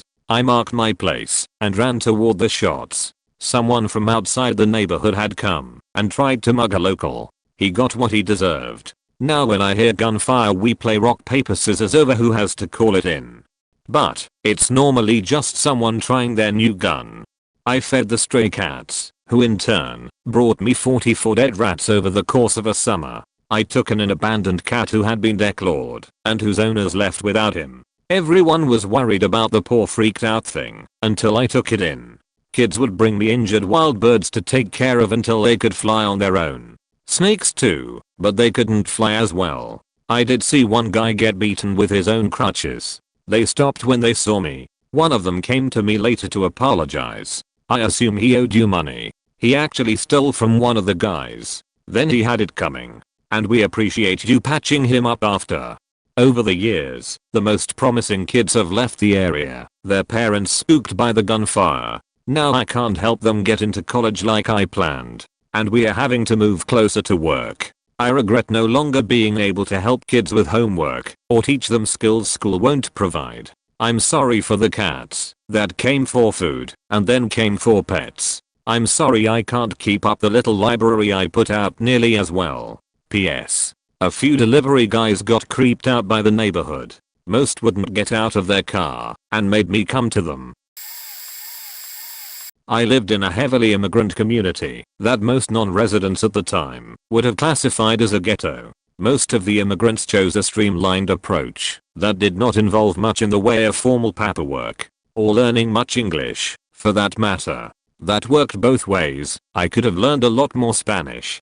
I was there for graduate school, and the locals tended to treat us pretty well, since they were never quite sure was a student and who was an MD. Admittedly, we were not keen on elucidating the differences. Also, some people in the neighborhood honestly didn't realize that there was a difference between students and physicians. That was another sleeping dog we tended to let lie. One of the surgery residents got whacked in a parking lot, though, and law said that he was paged to his own trauma code, from which he did not emerge. It was weird going to a post office with really thick bulletproof glass and special airlocks for the packages. University sponsored an Irish bar across the street from the hospital, so staff had a safe place to hang out after work, off duty, and some on duty. Cops from the precinct would frequent it. Everybody, including the locals, thought this was a fine state of affairs. There were cop-free bars as well. Food and music were awesome. Chino Latino is great stuff, and there should be a Nobel Prize for percussion. The announcers on the salsa stations are really over the top. I especially like the way they announced phone numbers, as if they were the coolest thing in the world.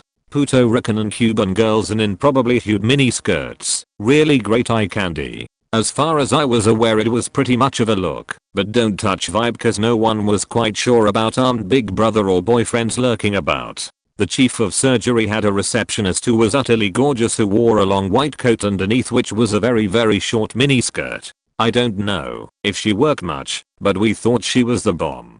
The vast majority of the residents were totally cool. The thing I learned is that the difference to the neighborhood vibe between having 1 in 1,000 drug dealers and 1 in 10,000 is enormous. Everybody rode the subway at all hours. If you needed a car, there weren't any wheel cabs, but car services would take illegal hails in the street and you'd just negotiate the price up front.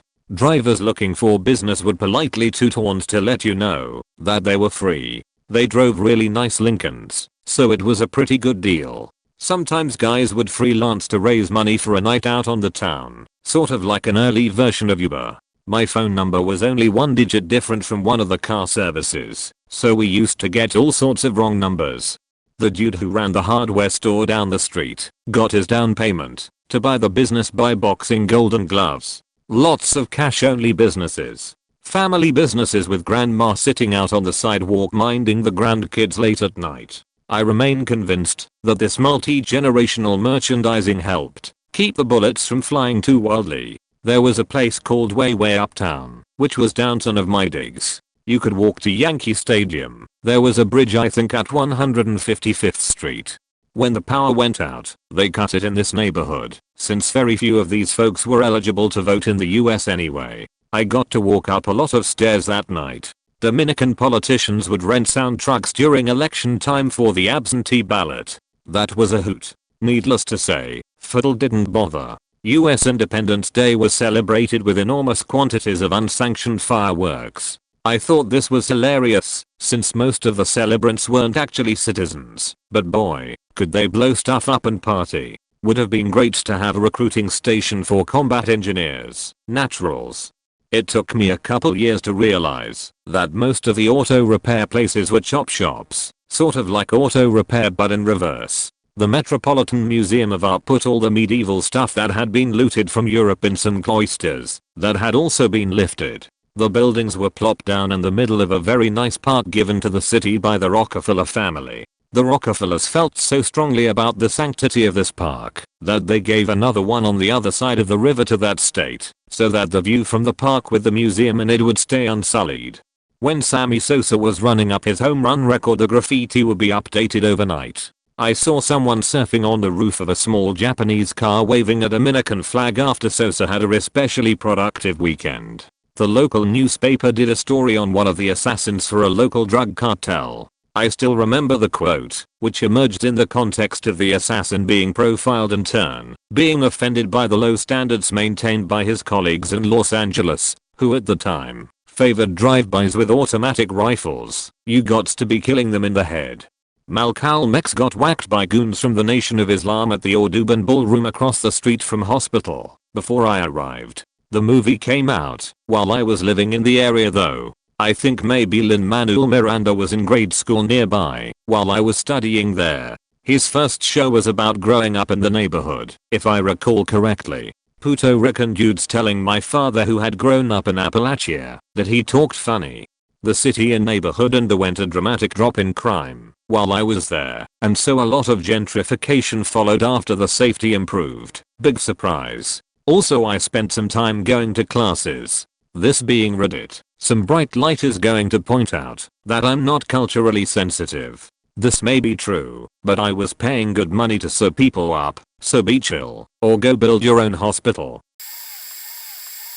My neighborhood isn't the roughest, but it's not super nice either. There's been robberies here, and it seems like every other week there's some type of gunfire in the neighborhoods just to the south. Sometimes it's 1 or 2 shots and sometimes it's over a dozen. And then sometimes it's fireworks. Experiences that have stuck with me. Well, let's build ourselves up. First, this was somewhere like 6-7 years ago. About 3 houses down was an old condemned house. Had been condemned for 10+ years. For some reason though, within the previous months some squatters had taken to it, busted in through the boarded up windows and whatnot. The cops came by frequently and would often clear the house out. We figured it was some kind of crack house cause thee'd come from all sides of the neighborhood. People you'd never seen before. Thee'd go in and then not come out for a few days. One day, my mom, my best friend at the time, and myself are just chilling in the house when there's a knock on the door. This is very unusual in my neighborhood, so I opened the door very cautiously and there is a young lady, probably early 20s, looks kinda shaken up. Her makeup had been running, and she was in her underwear underneath a small towel. She told us her and her boyfriend had a nasty fight and he kicked her out, wouldn't even let her get any of her stuff, and asked if she could borrow a phone to call someone to meet her at a bus stop because she didn't have anywhere to go. We gave her my phone, and she made a call, I think it was her aunt, and arranged for them to pick her up at whatever bus station. I went through my dresser and found some shorts I didn't wear and an old shirt and gave them to her. I was about twice her size, so they didn't fit great, but it was better than her walking around half naked. My friend gave her a few dollars for the bus. We offered her a ride to the station but she declined. A week or so later, and I see her walking with a guy right to the same house. I wasn't mad or anything, but just made me sad. She was a beautiful woman, seemed to be a real nice person. I hope she got out of that situation and is okay now. Next story happened maybe a year later. Mom and I are sitting on the couch, watching Cops ironically. Suddenly I hear the sound of someone sliding on gravel, followed by a loud crash, followed by an engine revving and gravel being thrown. I open the front door and peek outside to see what the hell is going on, and I see that some idiot didn't make the curve and plowed through the fence in front of the abandoned house and was now trying to reverse out. He got onto the road dragging his front bumper underneath the car and made his way down the street towards my house. I shut the door and locked it and watched through my window as he proceeded down, stopping several houses down to get out of the car and try to pull the bumper out from under the car. I peek outside again, and the neighbors on either side of the abandoned house are standing outside, so I go join them to see what's going on. They tell me they already called the cops and what all they saw and heard. A few seconds later, and two cop cars come through. One goes by us, and the other stops to talk with us and take statements. By this time the guy has made a left turn down the other street that loops back around to several houses down from the abandoned house. My neighborhood looks kinda like a B. The long straight part is street A, where it curves at the bottom is street B, and the top curve is street C. The abandoned house is right where street A becomes street B. The pursuing officer makes the same turn and all of a sudden we can see the car fly out from down the road, followed closely by the officer. The officer who was talking to us got back in his car and followed suit. From what I heard from a friend of mine who lives on the other street, the guy stopped in front of his house and tried again to dislodge the front bumper, but took off just as the cop rounded the corner. My friend, being the genius he is, ran after them to see what happened. Apparently the guy made another left, turned down a different street, but didn't make the turn right and tore down their fence and crashed into the little creek. End of chase.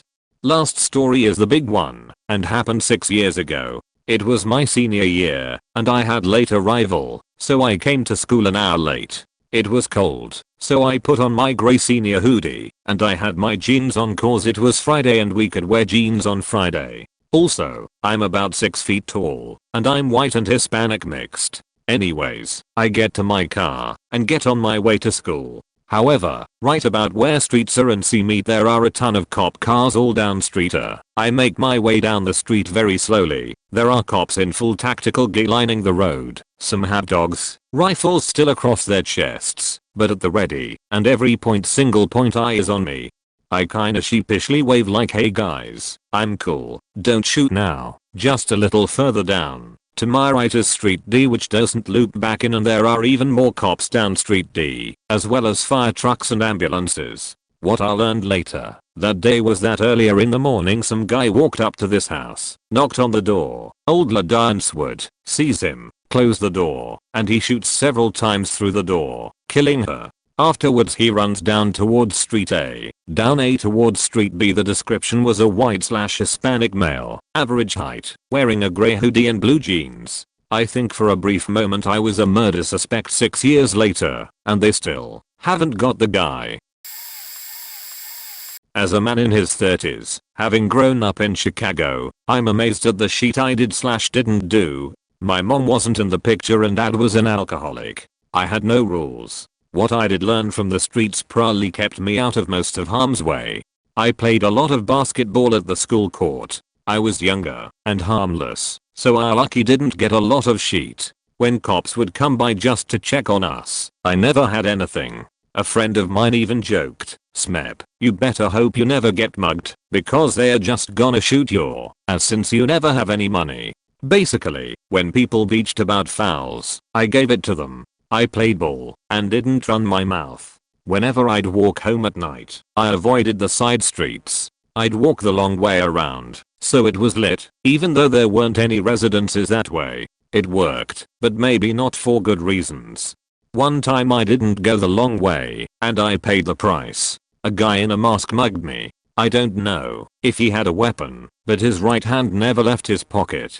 He took $1.50 and a pack of gum I had just bought. I used to walk around with a Walkman. In hindsight, I should been listening to what was going on around me. Not sure if that made sense, but those are the memories that stick with me. It was rough. I probably shoulder encountered worse stuff, but I think I actually got lucky. I wasn't at home a lot of the time. School was in another part of town, and when I was at home, I was usually upstairs playing video games or sleeping. However, it was common to hear close gunshots in the middle of the night, as well as shouting and other loud bangs like slammed doors. We had plenty of drive-bys targeted at neighboring houses, and my neighbors were often swatted. There were a few murders here and there, but luckily nothing too bad happened to us. Of course, we were never home or out and about, and we didn't have anything particularly valuable, so we almost didn't exist to the people in the neighborhood. Some kid decided to scribble swear words all over the community mailbox. He wrote ass on ours in green Sharpie, which was more funny than anything.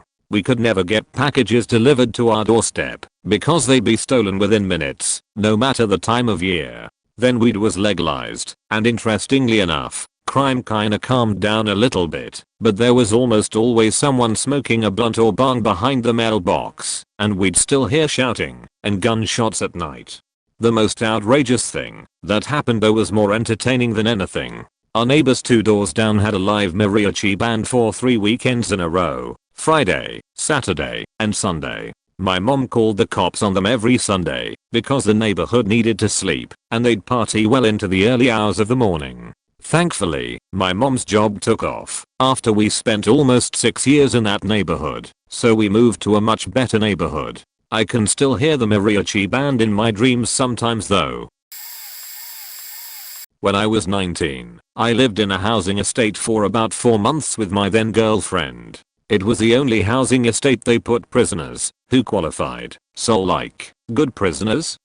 When they were put on probation, my first experience was that I saw a dead rat fetus on the pavement to the building. Maybe it was a wild rat, but the thing about this housing estate was that everybody had a few pet rats. So, at the time I thought somebody threw a stillborn Pinky off their balcony. The second experience was of a neighbor upstairs. She was sweet at first. She had her boyfriend living with her, and she was pregnant and quitting smoking. We hung out a lot and helped her out. We thought the couple got along, but one night we heard this screaming match that went on for hours, and we could clear both her and him yell stuff at each other like, "If you hit me again I'll kick you in the cunt/balls." We got worried, so after knocking a few times through the night, we called the police to check up on them. After that she hated me for a time. A few weeks later, she was being sweet again. One night she came over and said, "Something is wrong with the baby." My partner drove her to hospital, and I stayed behind to clean the mess in her apartment. So much blood. Baby didn't make it. Shortly after that we moved to NZ. If you live in the exact middle of gang territory, befriend the grandmas. If you're seen at grandma's house for breakfast and knitting club, you are immune and will be protected, especially if the grandmas are into Santeria. People will assume you also practice and will avoid or respect you. Poor white areas are the worst for hate-fueled violence and vandalism. Young white men have a lot of rage and shame and need to get it out by hurting others and making themselves feel powerful. Not only lock your car, but make sure you have nothing interesting inside. Even a few pennies in the ashtray is worth breaking a window to some people. Fireworks and gunshots sound very similar. If you hear a single distinct bang, probably a gun. Just because it's 4th of July doesn't mean it's fireworks. Stay inside. Don't make eye contact with the drug addicts. They will chase you and some are fast and bite. Anything you put in your trash will be sorted through and probably end up on the sidewalk. The good news is people are mostly looking for metal and meds, not identity theft, but make sure to shred your documents and take off any labels on prescription bottles and shred them, especially if you take anything that can get you high. Same with appliances or boxes from Amazon. People will break into your house if they think you have something valuable. Your landlord doesn't care and will not fix anything or protect you. The police don't care either. Most of the time no one shows up if you report a crime, unless you say a black man is doing it. Then they bring backup and grab the first person meeting the description they see. Mind your own business. I still haven't learned this lesson. When there's domestic violence, I'll let the lady stay in my place until police show up and she is safe. After doing this, I got a lot more vandalism on my car. My partner and I are the longest residents in our apartment complex because it has a 3 strikes rule. If the police get called on you 3 times, you're out.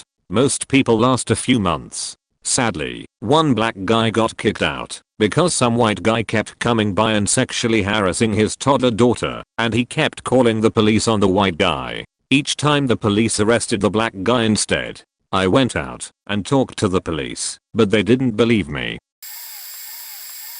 I'm a bit late on this one, but anyway, here goes. I grew up in what was eventually nicknamed the Australian Bronx back in the day.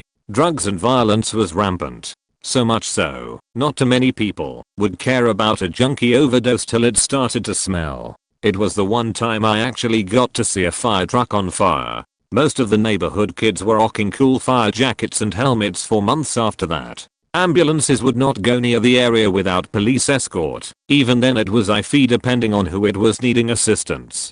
If it was a dealer that was shot or stabbed as an example, then they would run off anyone there to help, including police at times. The ATF, or SWAT, was called more times than I can remember. So much so you got to learn their tactics. It was a scary place to live. I was a tiny guy, but liked for the most part by most people. But it also made me a target. I learned to hustle and fight well for a little guy. I also got known as the kid that carried a Bowie knife. I never actually carried one, but I got jumped heading back home from a friend's that just gave me the knife this one time. I was one kid against 3 larger kids. I took a few good hits and went down really fast. It was when they started at me on the ground I had had enough and thought, I'm not going out like this. I managed to get a hold of the ringleader's leg and pulled the knife. I thought if I play crazy enough I might be able to get away. Turns out I was the only person that brought a knife to a fist fight. That, combined with a crazy bloodied look in my eyes, scared the rest of them away. I left him with a few cuts and a threat that I can't really remember verbatim, but it was something silly like, "Next time I see you, I'm gonna eat you." I never saw him again, but word had got out that I was a little unhinged. That was good, and most people left me alone for the most part. About 12 years later, when I was passing by the area and stopped for petrol, gas, I was looking at chips to buy, and this same guy tried to jump me in the store. Stupid choice on his part. He'd been 12 years on the bad side of heroin. He was reluctantly kind enough to pay for my fuel that day. I have many other stories from that place and time. It did make me grow up fast. I learned street smarts which helped me more often than not in my day-to-day life. I was a dumb kid that had to learn how to become a smart adult. I'm still trying to become the latter. Most of the people saying, "Keep your head down," have the right of it, but I'll elaborate a little more. By the time I was 10 we had a steady stream of whatever alcohol we wanted. By 12, drug of choice. There were also times you couldn't keep your head down.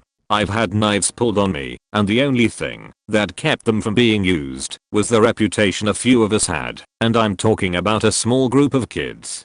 Had a gun held to my temple once that, I still think, has me a little faked up. Nothing like facing mortality when you're 11. Stole from a lot of stores. Lots of police interaction. I had more before I was a teenager than most people have in their adult lives. Oh, also had a guy that worked at my middle school arrested.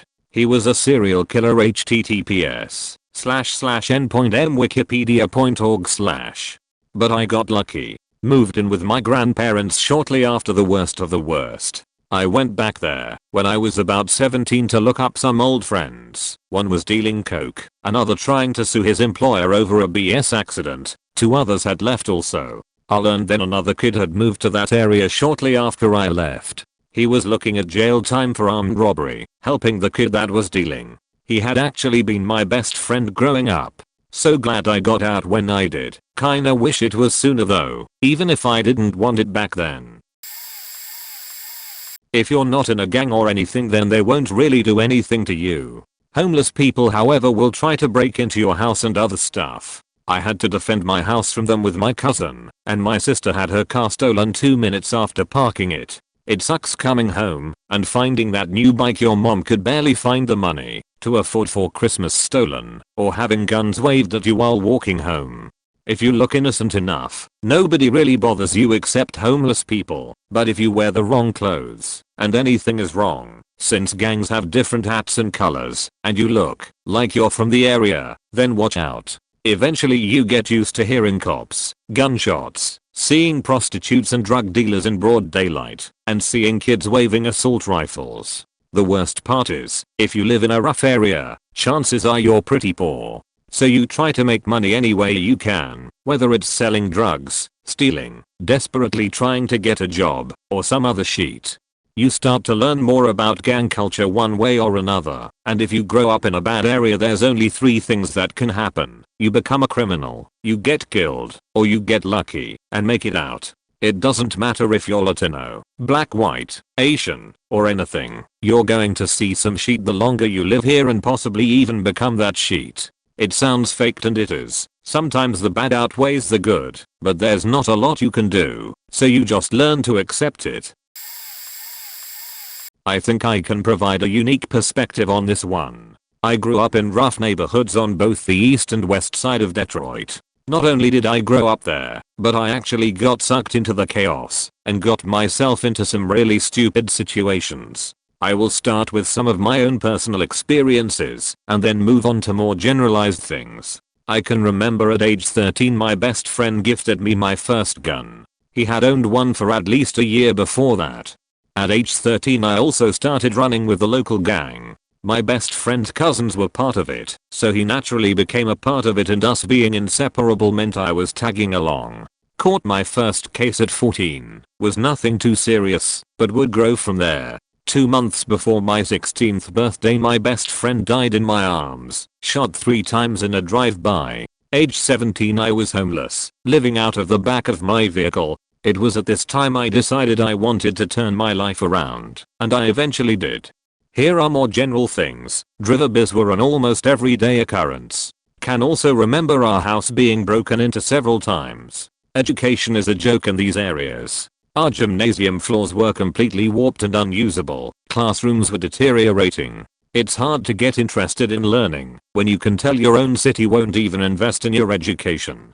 Little police presence, unless something major occurred, really only came into those neighborhoods with backup, G-Unit, PI, CSI, etc. People have to prove themselves in those environments. Ruthlessness is collateral. People have to be feared for their own protection, so they will do anything to prove that they are not to be faked with. I'd love to answer any questions you might have. I grew up in a gang-riddled, poor, shitty neighborhood in Southern California. There is a lot I've seen and experienced. A neighbor was shot in an alleyway due to a drug deal gone bad. He was still there on our way to school. This was 3rd grade. In 4th grade a kid who was in 6th grade was shot in the corner of our school by a rival gang. Every dog was a dog fight or a pit bull. We knew which side of the street to walk on because of which houses had vicious dogs. I know it's not the owner's fault, but to this day I'm scared of pit bulls. A friend got taken away from her family because her dad thought he was Jesus and her mom was on drugs. We ran around the neighborhood barefoot nearly every day, which was a bad idea considering the amount of needles, and used condoms all over the sidewalk. But we were good at not stepping on anything.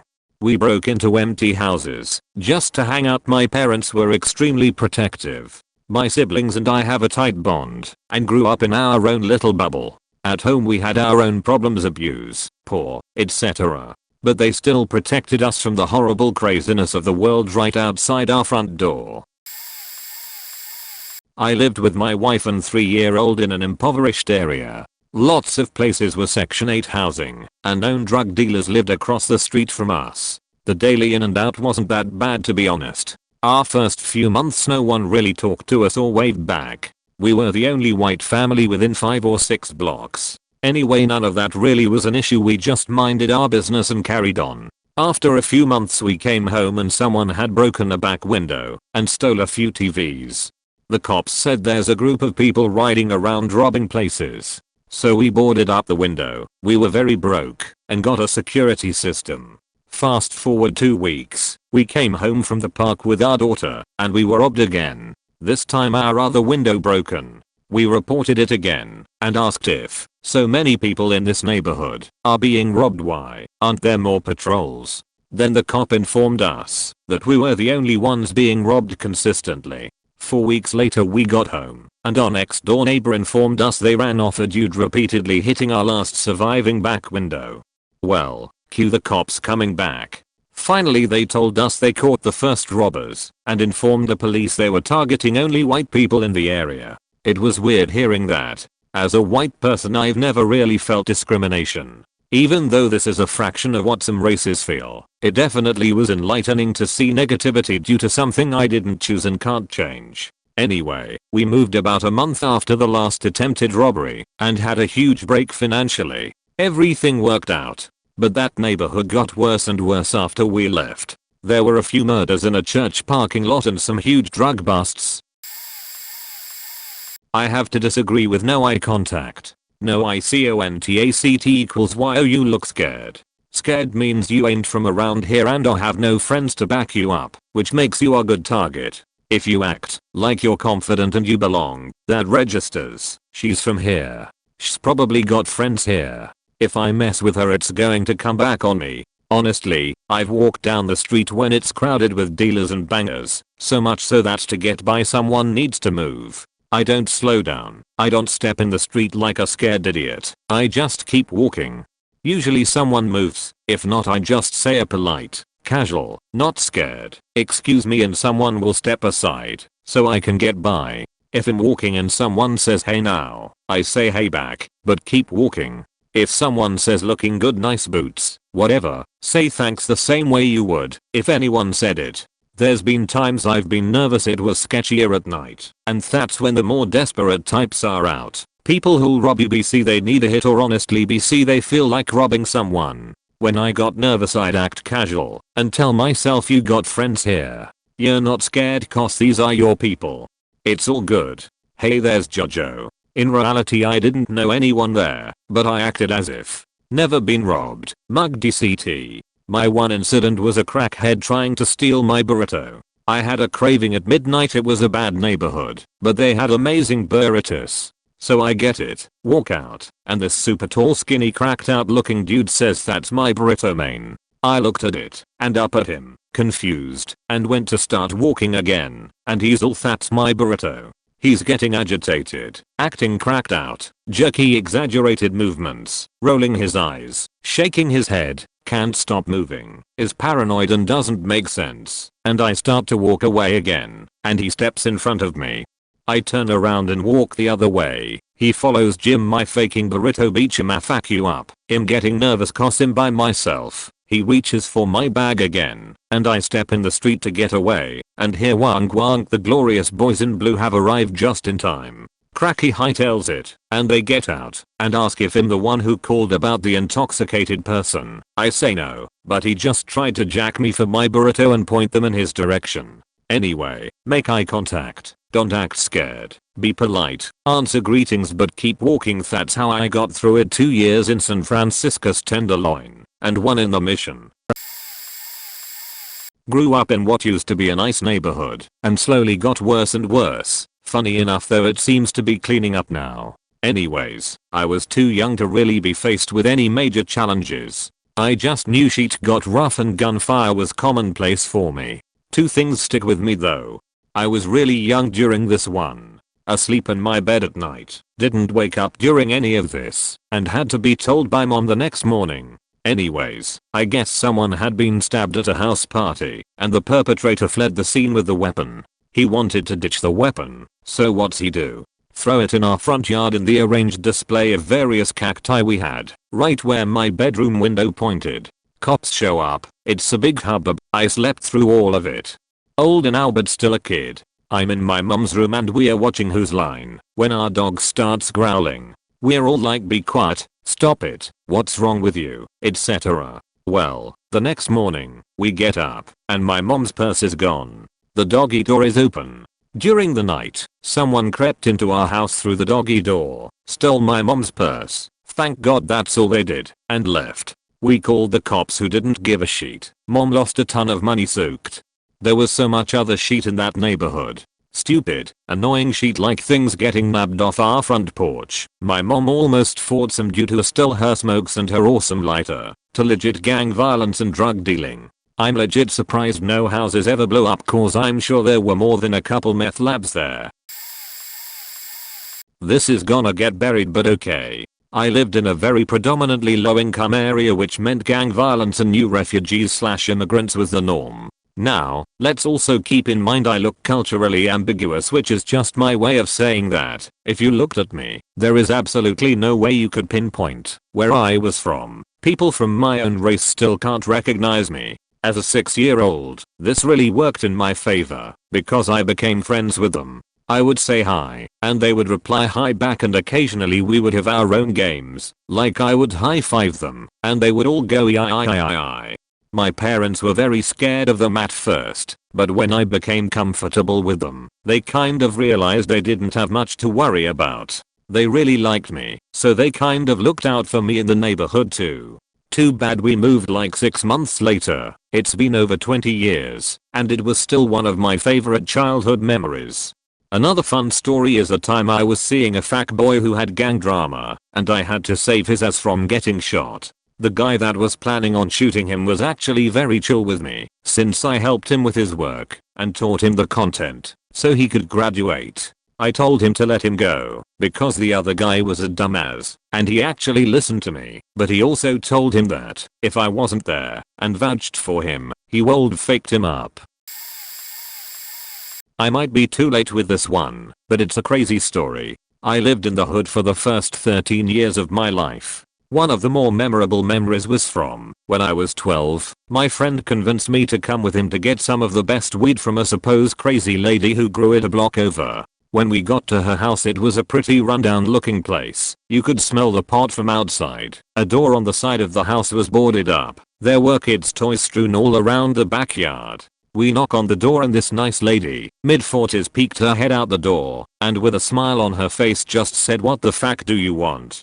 My buddy told her we wanted to buy some weed, and that we heard she could give us some. She laughed, said this'll be fun, before swinging open the door, to show like 9 cats at the top of her staircase who had seemingly shit everywhere. My friend and I walked in the front entrance, and just stood in the foyer, because the smell was so bad. Eventually she came back with 2 tiny dime bags, and handed them to us. "Now it's time for payment." I go to pull out my money, but she stopped me. "No, no, no. The only payment I accept is come. Let me suck your little corks." It didn't hit me until she asked, "Do you want to come in? I have a comfy bed upstairs." I quickly noped the fuck out of there and ran towards the closest path/trail. My friend started running a few seconds after, with this crazy pedophile woman in hot pursuit. We ran down a path towards the woods, and thank God ran into a mutual friend's cousin who was much older and recognized us. He stopped the woman dead in her tracks and asked why the fuck she was chasing us. I can't remember in the rush of it what happened, but I remember seeing him reach for his gun, and she said something along the lines of, "Those kids stole my weed. I need them." Eventually he talked her down and walked us home. Apparently this woman would babysit people's kids for free and molest the children, and also use weed to groom/lure teens into her house. Last I heard she passed away after rotting in a cell for a few years, but the though of it now, as an adult, gives me chills every time I think about what could have happened if even a single thing went differently. TLDR, went to go get weed from a crazy lady with my friend. I was 12. She wanted to suck our dicks as payment. She then chased us down the street until an older friend stopped her. Having car broken into repeatedly, and a lot of the stuff mentioned in other comments. Domestic situations, fighting, loud music, roughhousing. Had a gun a few times outside my window. Jackass was just shooting it in the air though. I worked late at Pizza Hut at the time. Almost every night I came home, 2 a.m.ish, there was a cop car outside of the building I lived in. But mostly, my main issue was how often I was harassed by police officers. I guess they assume if I live in a poor area I'm a criminal, which is pretty messed up. Was often interrogated by any officer who happened to see me walking around, especially at night. Once, I was on my balcony and was asked very rudely why I was up at 3 a.m. I said insomnia, and then told I bet. Sarcastically. Then was rudely asked about drug dealers or production. Approached by obvious undercover cops on one occasion, asking if I knew where they could buy some methamphetamine. I was like 20 at the time. Young white chick. I still got harassed so much by cops. I have no idea how bad it was for minorities and men in that area. I grew up in a pretty shitty area, and on top of it, I was a minority, white, which was a bad thing. You learn to keep your head down, don't talk to people, don't make eye contact, keep your mouth shut. If you see something, you didn't see shit. Don't talk to the cops, and don't let anyone seeing you talking to the cops, even if it's to tell them I didn't see shit. There were several murders within a few blocks of our house. In my early teens I got involved in shit just to keep myself safer. I was a close friend to several people in a particular gang and helped out, but I wasn't actually a member myself. You get desensitized to everything. I've had guns pulled on me and pointed at my head. I've been shot at. I've had to hit the ground when a drive-by was happening. I've lost friends to hard drugs, getting shot, and going to jail for life. I've watched people get beat to the point I thought they were dead. I lucked out, got out of shit, grew up, and live in a nice area now. But that shit stayed with me. I'm armed to the teeth. I own a lot of firearms and a ton of ammo, and everyone in my family is proficient at using them. I have a number of high-end cameras recording every inch of my property. If people fuck with me / try to screw me over, I don't fuck around. I'll mash whatever nuclear option buttons I have to destroy their life. I've worked through therapy in the past to try to fix this, and haven't been successful yet. I don't really trust people. It takes me a fuck ton in order to. I don't let people know where I live, or into my house. I don't even like giving people my name, unless there is a good reason to. I don't think it was a terrible neighborhood, but a lot of people disagree with me. Main thing was people constantly breaking into people's cars. I was in college, and it was kind of a party house in a not great area, so we had loads of break-ins. No one ever messed with my car though, because it was a piece of shit. Main thing to do in a neighborhood like that, don't look like you own anything valuable. The one experience I remember most though, there was this little corner shop around the block. I had borrowed a friend's truck to move a couch. It was a very small truck that I barely fit in, and it was a stick shift. Difficult for me to drive. I was on my way back home, and I was at the stop sign in front of the store, and a dude came walking out brandishing a very visible gun in his hand. Dude did not look like he had a good time in the store. As he's crossing the street in front of me, some crackhead, I assume because of his loose-fitting dirty clothes and twitchy movements, who didn't know to leave well enough alone, comes out and starts mouthing off. Dude turns around, aims the gun right at the crackhead, who promptly flips out and jumps back into the store, then pulls the trigger. My immediate thought was how I didn't want to be a witness in a truck I can't really drive sitting 10 feet away from a dude who has every reason not to let me live to talk. Luckily, I hear a click from the gun. It wasn't loaded, so I drove the couch around the block and unloaded it. I didn't live in a generally bad neighborhood, but it was definitely known as a cut-through neighborhood that attracted all kinds of ruffians. Specifically, the neighbor's daughter was kinda a thought and attracted those kinds of people. I was 13 to 14, and it was starting to get dark outside. We heard a car drive up in front of our house with music that was loud enough the bass was shaking the car and was audible inside the house. Slowly more people began to arrive. About 10 minutes into this accumulation of people, my older sisters get home and they haul us inside. At this point there was probably 30 guys on the street and about 10 cars lined up on the road. Some of those guys were holding weapons such as pistols and others nonchalantly swinging around hammers and crowbars, etc. So immediately my dad calls the police and tells us to get the house secured. We scatter into the house, making sure lights are off, doors are locked, and windows/blinds are shut all the way to the basement. Within 2 minutes we all returned, and my dad ushered us into my parents' room and locked that door. We were all peeping through the blinds out the window, and that's when we heard the gun go off 2 to 3 times. All of a sudden the guys scattered, running through our yard, the neighbor's yard, and hopping into cars and screeching out of there. My dad yells at us to back away from the window, and within 2 minutes of the great scatter the police were there. We all go back to the living room. My older sister who gets very freaked out by shit like that, is crying. I'm just trying to figure out what the fuck is going on. My dad was on a racist tirade. It was a time. Apparently someone got shot, and as the police officer said, whoever got shot is definitely hurting, and there was broken glass littered across the road, I'm assuming from a hammer. We moved 2 years after that, but even now, when I hear really loud music coming from a car outside my house, I get a wee bit skittish. My dad bought a rent house back when I was in college, circa 2005. 2 friends and I were the first tenants. It was right in the middle of the Gang in Junction neighborhood here in town. Honestly, it was a fun experience. I grew up in a town with less than 3,000 people, less than 60 in my graduating HS class. Here's my takeaway. Don't leave things in your car, yard, or front porch you can't live without. Unless your neighbors are drug dealers, they probably don't like it any more than you. As long as you're not playing catch with bags of white powder in the front yard at 2 AM with 140 dBs of Project Pat blasting in the background, the cops aren't going to stop. Keep your grass short, trash picked up, and be friendly to your neighbors, stern with bunts, and it's okay to be an asshole if someone is on your porch.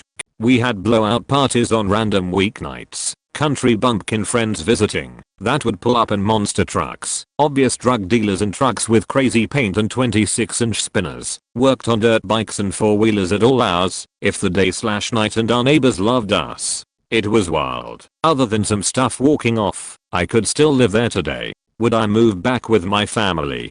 Probably not. But if that was the handout, I wouldn't have a problem with it. Edit. One thing that just popped in my head. Be very open-minded, not like a pushover, but if a neighbor hollers at you to come over for a beer, you might as well. Might learn a little about a different culture, or meet some people that know some people that know some people. Those are good people to know, but maybe not if he's a creep and you're a young girl. But as a guy, yeah, I miss my old neighbors. We've all moved on, but they were the good ones. Stayed in a lot of rough places, but only in brief stints. My mom would rent hop and occasionally we would be between nicer places. She always convinced people to let her rent places pretty quickly though. Anyway, I learned to make a group of friends and not answer to authority figures. Like, don't be rude, but you can ignore an adult and keep moving pretty easily as a kid. Some of my groups would just walk in and steal shit daily. You get caught, just pretend you don't hear anything and keep moving. Teacher in your face about some nonsense? Ignoring them on their power trip will make them lose their mind. In first grade, my mom got called to a meeting with a teacher and a surprise social worker. They thought I had never been to school before because I didn't know how to read or write. My mom is super confused because I had been reading since I was 3. Like, out loud. She knew I could read. I had learned from moving schools so much that I could just ignore the teacher and do what I wanted all day. Math work. Just look confused and draw some pictures on it. Spelling? Nah, just draw some superheroes. They thought I only spoke Spanish because I wouldn't speak to them. The translator they had gotten to assess me suspected I was faking. She went through my book bag and I was writing something about Mighty Mouse stealing Superman story ideas. She tried to tell them to call my mom, but they insisted on the social worker. I hadn't counted on staying in this place for so long, but we wound up there for 3/4 months and I finally was busted. My mom told this story at my wedding. I don't even really remember anything from this period other than watching those Superman and Mighty Mouse VHS tapes until they no longer worked. And stealing comics, but returning them the next day. I remember doing that because I would sometimes skip lunch so I could buy the ones I really loved. TLDR, I learned to abuse lazy authority by ignoring people so I could get out of schoolwork. Schools figured I was illiterate and couldn't speak English because I wouldn't do work or talk to them. Was the only white kid in an all-black neighborhood, except for this one Asian kid who was also there. Racism. Pressure to affiliate with gang members. Fights. I seen kids as young as 12 with guns. The top floor of my apartment had one of the largest guns and drug operations in my city. My apartment was robbed. I got attacked with a rusty snapped broom handle. Still have the scar on my hand lol. Living there basically hardened me. I was raised with middle class family, but my mom was a single mom who came into hard times. We had to go on welfare and into community housing. I got to see both sides of life, typical white kid stuff, but from 7 to 14 it was in that rough neighborhood. It changed me. I looked at things different. Always checking people out who get close to me on the street, always on alert and on my guard. I learned how to read hard people and the fakes. I learned to not back down and show weakness, but being too aggressive can get you hurt for no reason. There's a certain level of respect people have for each other when they know you're not a bussy, but that doesn't mean they'll sit there and take getting disrespected. One example of this was at school during lunch, high school. This was a rough school. I was with some of the middle of the pack kids. Not gangsters but not pushovers either. A group of actual gang dudes came up and just started shaking everyone down for their money. I already had it in my mind that I wasn't giving anything up regardless of consequence. I guess it showed because they skipped right over me lol. Hypervigilance due to trauma stayed with me. I lived in a bad neighborhood all my life. Men were definitely predators. My mom was very overprotective. All of this happened as a young adult. 17. A guy knocked on my door saying he was a plumber needing to fix something. I lived in a 2-family house. I refused to let him in because I was home alone. My mom said I should have let him in. We had a leaky faucet that a landlord said he would fix. 2 nights later on the news, the plumber rapped a woman 19. I was walking to my house around 8:30 from the bus stop after class. A man quickly pulled over and tried to put me in his car. He started to grab me and tried to put me in his car. I fought, all 105 pounds of me. My next door neighbor came out with a machete and scared him off. Neighbor took me home and sat with me until my mom came home. Early 20s man followed me home from the supermarket. Had to call the police. I kept circling my block until they came. 24 local crazy man in his 50s starts banging on my door at 6 AM saying he wants to marry me. He stopped seeing my mom, she died, who used to scare him off. Answer the door with my baseball bat. He runs away. Go to the police station to report it. I get sexually harassed by the police officer who blames me and insinuates that I had a relationship with said crazy man. Go home and tells machete neighbor what happened, and machete neighbor goes pays crazy man a visit. Crazy never bothered me. Police officer though, brings me flowers at my faking house with a card saying you must drive all the men crazy's oxo. I moved 3 months later. Living in an upper middle class neighborhood. 10 years later some poor old dude comes up to me at 9 PM in a parking lot. I start screaming and get into a self-defense stance while sitting in my car. He wanted to know to tell me to get my starter checked out because to sounds funny realizing I'm tough to kidnap. He is fragile and probably 130 pounds. I thank him and apologize and drive home. I grew up in a pretty rough area of Detroit. My mother was disabled and father left us. For whatever reason, the neighborhood riffraff always looked out for me. I got jumped once when I was 11/12 and within 30 seconds, 3 teenagers / 20 somethings from my block were whooping the assailants as. Looking back, I'm sure it is likely that my mom bought weed from them to help with her disease. The one thing that still stays with me to this day was one day I was sitting in the kitchen looking out the window. We were 2 houses off the corner, so when I looked outside from the kitchen, I could see the intersection of the street behind us. I saw a white van roll up, and a group of 4 to 5 mean-looking dudes got out and knocked on the door of one of the corner houses. They pulled someone outside and gave him a serious beating. They threw him on the ground and 2 of them held his head behind the van's tire, while the other hopped in the van and started it up and put it in reverse. After about 15 seconds, he left the van without crushing the victim's skull. They picked up the dude off the street and beat him some more before taking off. The whole ordeal was over within 2 to 3 minutes. I don't remember cops ever showing up. This happened in the middle of the day 1995-ish. My extended family pulled money to get us out of that neighborhood by the time I was 14. I have lived in some pretty rough areas in my adult life, but I never really saw anything too crazy other than the above story. I just made friends with neighbors. People tend to look out for each other in low-income areas. Lived in a very poor apartment complex in Memphis, Tennessee. I drove a Jeep with huge tires. Lug nut locks are a must. I saw many cars on breeze blocks. Always left my doors unlocked so they wouldn't cut my window, and if I left anything in the car it was immediately stolen. All in all, the best advice to give is befriend your neighbors. One night I had a guy in distress banging at my door begging to come in, saying someone was chasing him and was going to hurt him. He pointed behind him and I saw no one. I had my so inside at the time, so I said I would call the cops and keep an eye out for him. Nah man, just let me the fuck in, he gonna kill me. I pulled up my phone and began to dial when he just shouted man fuck you and ran. I legitimately felt bad for a while about it. After befriending my neighbor a couple of days later, I told him about the incident and he said it was really smart I didn't let him in because he would have had 3 to 4 other guys around the corner ready to pounce in. When I unlocked the door, a couple weeks after that, a new guy calmly asks to come in and use my phone with some story about his mom. When I deny him, he gets more hostile, saying it's life or death and he needs to call right now. At one point I hear my neighbor cork a gun and start shouting something unintelligible. Then I hear his door bang and all of a sudden I see 3 dudes haul inners away from the side of my apartment. I worked at Blockbuster and he sold bootleg DVDs and weed, so you could say we had a pretty lucrative friendship after that.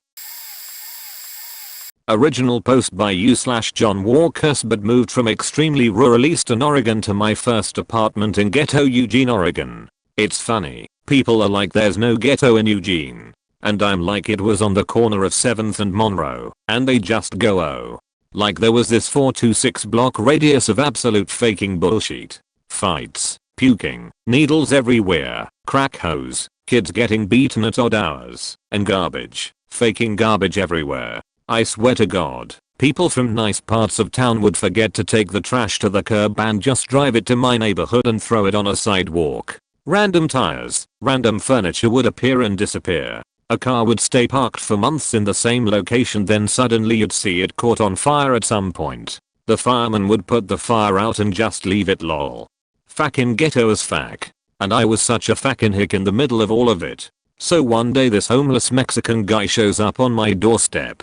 It was dead of winter, so it was raining like a motherfucker because fuck you, Eugene, Oregon. Fuck you and your shitty winters so much. I'm hanging out in boxers, a tank top, long as white sweet socks, and a fat bowl of weed when dude knocks on my door. No idea who he was. I say what's up dude and he's just shivering. He has chinos and a lousy t-shirt. Poor faker was freezing, teeth chattering, fucking soaked. He says cold, so cold. Well, shit. I'm not an asshole. My mom sent me with like a dozen big giant coats and blankets because she worried, bless her heart. So I'm like hang on dude, and I go grab a thick as coat and blanket. I can afford it. So I'm like here ya go man, and he puts it all on. Thank you, thank you. Then he keeps standing there, starts looking inside. I'm like okay you gotta go now dude. No, excuse me, no. He starts pushing his way inside. Oh, you motherfucker. I grabbed this T-ball wooden bat I kept behind my door. I called it my hippie be good stick, and something snapped. My inability to get a job. The loneliness of no one in Eugene befriending me. The bills piling up. The miserable faking rain. I yell get the fuck out to my house. And hoist the bat over my head. He runs. I run after him. I don't know why. I just did.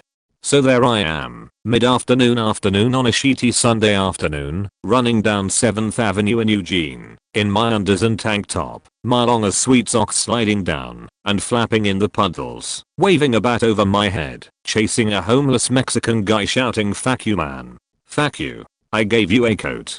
People driving by pursing their lips like etch. This part of town is always so distasteful. I realized I must look pretty stupid. So I walk back to my apartment, my socks flapping on the sidewalk in long, awkward slaps.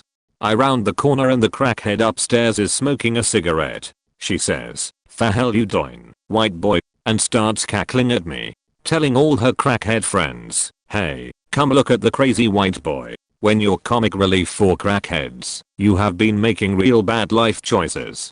I moved the fuck out a couple months later. Some decent neighborhood by the college where trust fund brats played hacky sack and shared STDs with each other.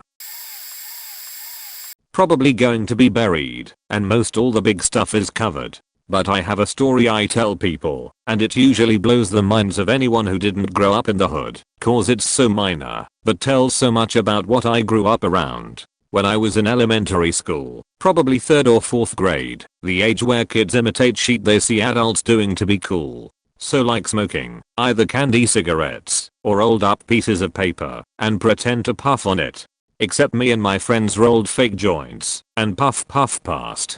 Like I said, all the big stories had been told, but sometimes it's a little sheet that hits you like a ton of bricks. Everyone expects the violent stories and crazy shit. No one's ready to think little kids understand drugs the way we did. DARE is a big enough joke to begin with, but when that cop came to my class, he damned near got laughed out the room. Hood mentality is a cycle, and it continues to get passed down to the next generation. People talk about how in the 70s 90s yeah there was shit, but there were also people who took care of each other and lament how it's all gone. No one takes into account that when you grow up in that shit, you get desensitized to it, so the murders and beatings that were enough to scare folks and send messages no longer work because the next generation saw all that as kids and aren't scared of it. So the only thing to do is escalate, which is why things keep getting worse. There were times like people have mentioned where old folks and girls would be protected from some of the horrible things because the gangs still had respect for others. That doesn't exist anymore when you're 4 to 5 generations into the kinds of violence, drugs, and more. What was enough for one generation doesn't cut it for the next. It's faking sad, and while I'm an American, and our government failed these communities on purpose, it's happened everywhere. As someone who was lucky enough to escape, looking back, and looking at what it's like now breaks my heart for the kids just trying to survive. My wife and I decided to rent a very cheap place in a rough neighborhood, so that we could save money, to buy a house of our own. We had a 2-year financial plan, to save for a house, but life, as it tends to do, threw some financial curveballs our way and we ended up taking 3.5 years, to save the money we needed. We had many challenges living in a slummy house. The furnace was old and sluggish. The windows were so old that a stiff breeze would literally blow the screen into the living room. We sealed it with cardboard and duct tape. Some windows wouldn't even close all the way. More duct tape to the rescue, and it seemed that something different fell apart every month. The elderly landlord refused to call in professionals to deal with some serious issues. He insisted on doing everything himself, all on his own time, often leaving us waiting for months to repair anything. When we moved in, we discovered on our second day that a drain pipe in the kitchen had been cut through with a saw by the previous, evicted, tenant. The landlord fixed it same day, and that was the last time he fixed anything for us quickly. Tiles on the stairs at the entrance started to crumble, and after months of asking the landlord to fix them, I sliced my foot on a freshly broken tile. I sent the landlord pictures of the cut on my foot and he finally retiled the stairs a week later. On the note of flooring, the laminate flooring in the 2/3 of the house that wasn't tiled was sheety and jagged. There were dozens of snag points that would shred a person's socks if he/she walked over them. I probably lost 3 to 5 pairs of socks per month while living there. Thank God for Costco socks. The landlord told us he was planning on reflooring when we moved in. He never did it in 3.5 years. In addition to sabotaging the drain pipe, the previous tenant sprinkled nails on the gravel parking pad. My car tires picked up 2 nails in my first month living there, and my wife picked up a nail a few months later. The landlord never did anything about it when we asked if he'd run a magnetic sweeper over the gravel, so we never parked on our own parking pad after we had 3 tires damaged between 2 vehicles. Finally, a water line supplying water to an outdoor faucet started leaking into the house 2 months before we moved out. The landlord wouldn't fix it. He just told us just to turn off water to the entire house when we didn't need to use water. We had to get into the habit of going to the basement, dumping into the front yard the water in the tote we put on the floor to catch the leakage, turning the water valve on in the utility room, using water for whatever we needed, then turning the water valve off again. Now for some observations about living in the area. It had a large homeless population. Every walking path, alleyway, park, and shed was fair game for a homeless camp. My wife never went out alone after dark for fear of being harassed or worse, because we knew that homeless people would be settling into their camps around dark. At least twice that I can remember I had to clear out a homeless camp from the shed in the backyard. The shed had been broken into and used for shelter so many times that the landlord hadn't bothered to fix the shed door or lock from repeated break-ins. The door had been removed and rested against the entrance to the shed. When we were watching Netflix one night, there were 5 to 6 gunshots fired 2 houses down from ours. Then the street was shut down by cops shortly after. We didn't bother to find out what happened. That was the closest shooting we heard, but there were several more. We lived 5 blocks north of some low-income projects, and the sound of gunshots followed by the sound of sirens rang out from the projects once every few weeks. I saved a newspaper clipping from an incident wherein a local gangster was assassinated in the projects by rivals while he was attempting to get into his car. One day my wife and I went to the local pharmacy, and when we came out into the parking lot we saw 5 guys beating a lone person in a van. The van driver tried to get away, but his doors weren't locked. 2 thugs jumped in the back of the moving van, and while one clamped down on the driver's throat from behind, the other put the van in park, while 3 more thugs opened up doors and swarmed the driver with punches. We got back to our vehicle, drove home, and called the police as we left the scene. It was a challenging, yet character building 3.5 years, and neither my wife nor I got shot or robbed. We like the quiet life we have in a good neighborhood now, and living in the hood has made us thankful that it was only a short-term stay. You become very desensitized to violence. My so and I would be laying in bed and talking or watching TV and guns would start going off, and we would just roll our eyes and just become irritated. Or I would be outside talking to a friend and start hearing gunfire, and we would just sigh and be like, alright, let's go inside. It didn't occur to me until later that that is not a normal reaction to hearing people trying to kill each other.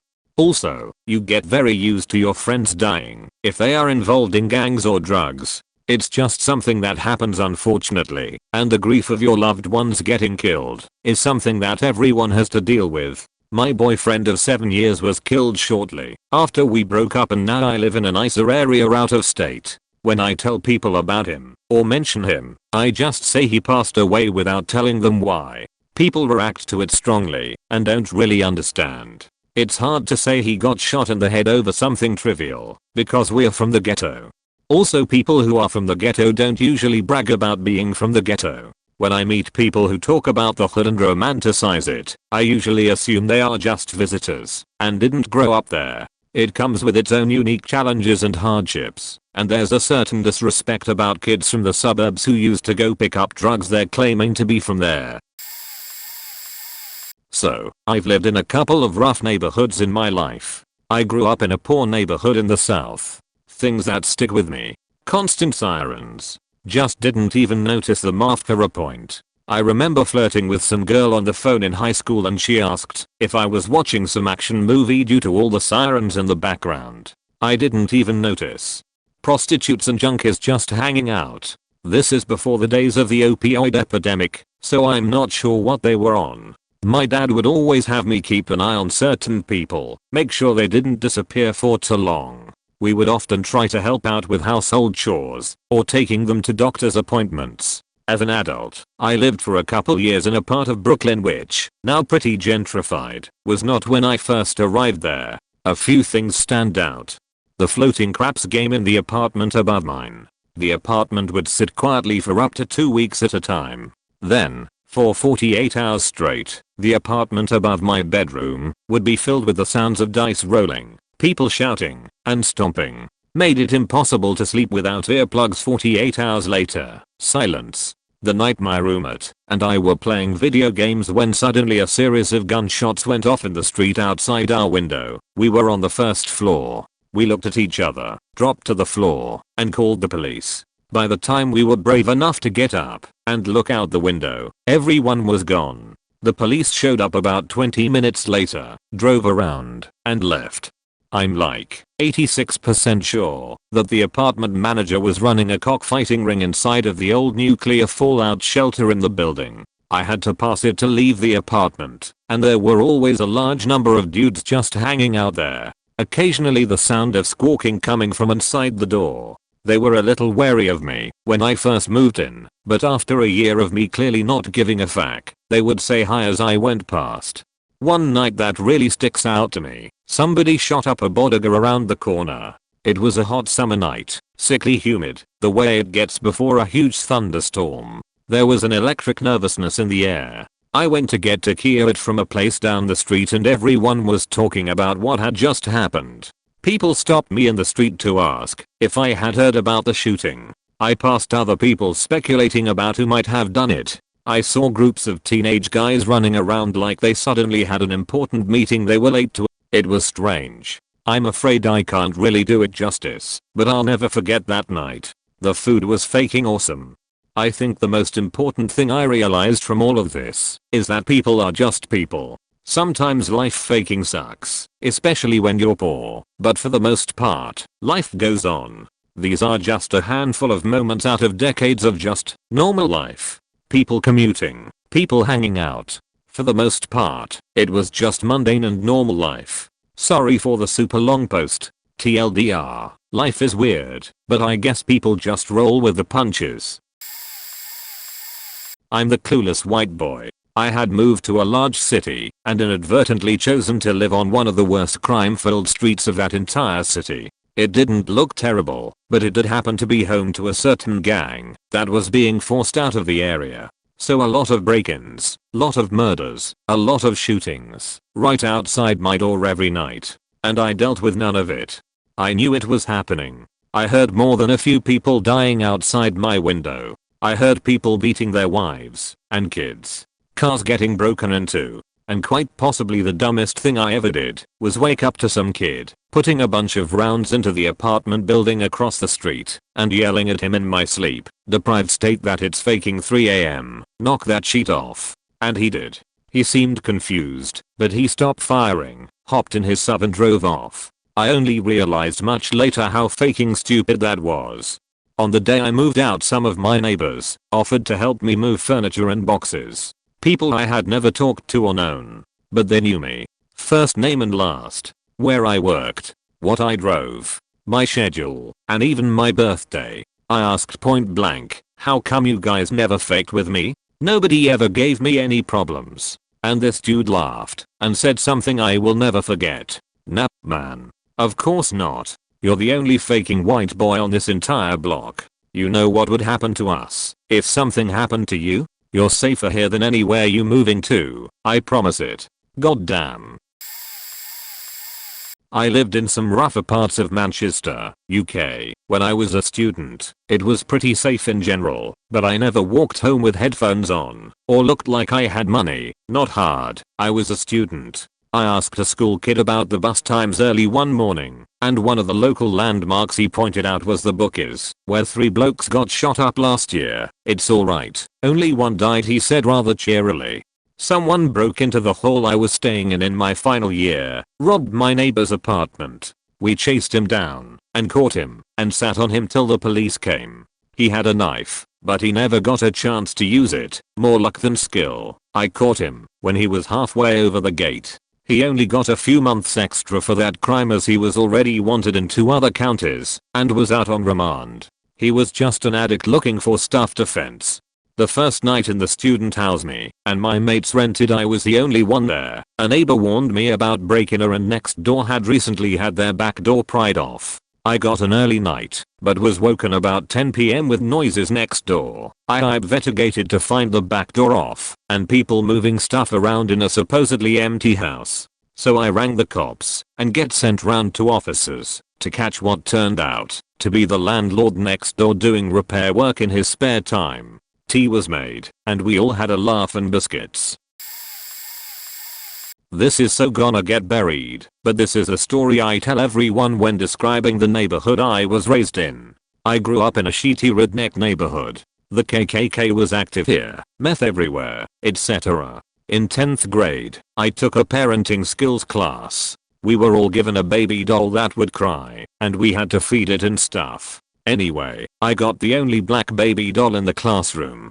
I knew immediately this would be a problem, since I walked all over the neighborhood to visit my friends, and I had to take this doll with me, or I would fail. One day, I'm walking with my BFF cradling the baby and whatnot. This car full of redneck faking morons drives by and slams in their brakes. Two occupants, a man and woman, get out of the car and start screaming at me for having an adja baby and start coming at me like they are gonna jump me. I was terrified because I knew they would physically assault me. I grabbed that baby up by its foot and swung it around like a fucking lasso, screaming that it was a fake baby for a class I was taking and basically begging them not to kick my ass. They seemed satisfied, cussed at me a little more, got in their car and left. My adrenaline rush was ridiculous. Of course, there was a sensor in the baby doll and it registered that I had given it shaken baby syndrome and it died. I got a ref on that project. Goddamn Moon Lake. Another time, same BFF and I were walking around the neighborhood, minding our own business. Truck comes by and tosses a Ziploc bag full of pills out the window at us. We stand there, super confused, holding the bag and just looking around like what the fuck. A few minutes later, the same truck comes back, and the occupants start screaming at us and threatening us, saying they want their pills back. We hand them back the bag and are like, bro, we didn't want back quote anyway, you threw them at us, and they tore us out to there. Still not sure what was up with that.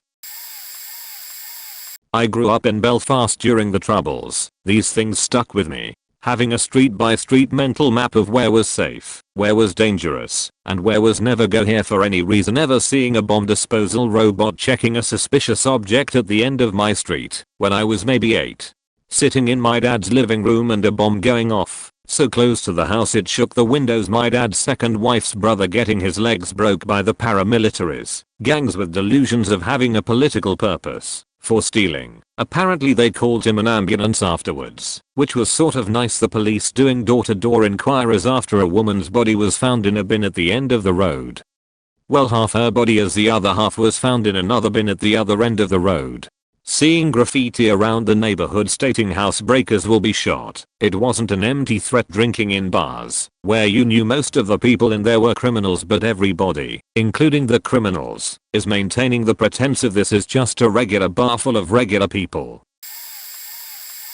My last house was in a fairly bad neighborhood. Validation. Next door neighbor is doing a 30-year sentence for dealing crack cocaine. The homeless shelter where I volunteered housed women that told me I lived in a rough neighborhood and they felt bad for me for where I lived. The challenges I faced on a day-to-day though, dealing with others' poverty and the decisions that tend to be made with people who are in poverty, drugs, unemployment, poor parenting of the children who were loud and always in the street, teenagers forming gangs and deciding what color shirt to buy for their new gang, people leaving trash in the streets, mistreatment of status symbol animals, mostly pit bulls and rotters, knowing the phone number for the local police station by heart because you have to call it all the time, watching your property value go down as more people get foreclosed and trash their properties. Here's the thing though, and at the risk of sounding I am very smart, I was working on my doctorate, chemistry, at the time. I lived there because I was a poor student and wanted to live in my means, but I didn't have all the other complicating factors that led other folks to live there. I moved there as a temporary thing because it's what I could afford at the time. What I saw there was one sheet decision being made after another by people who just weren't smart enough to realize their decisions were keeping them in poverty or simply not caring. One set of neighbors bought a new SUV and had a $600 a month car payment, but their rent was $350 and they couldn't afford to buy a house. Stuff like that. People who would buy designer dogs but rode the bus because they couldn't afford a car.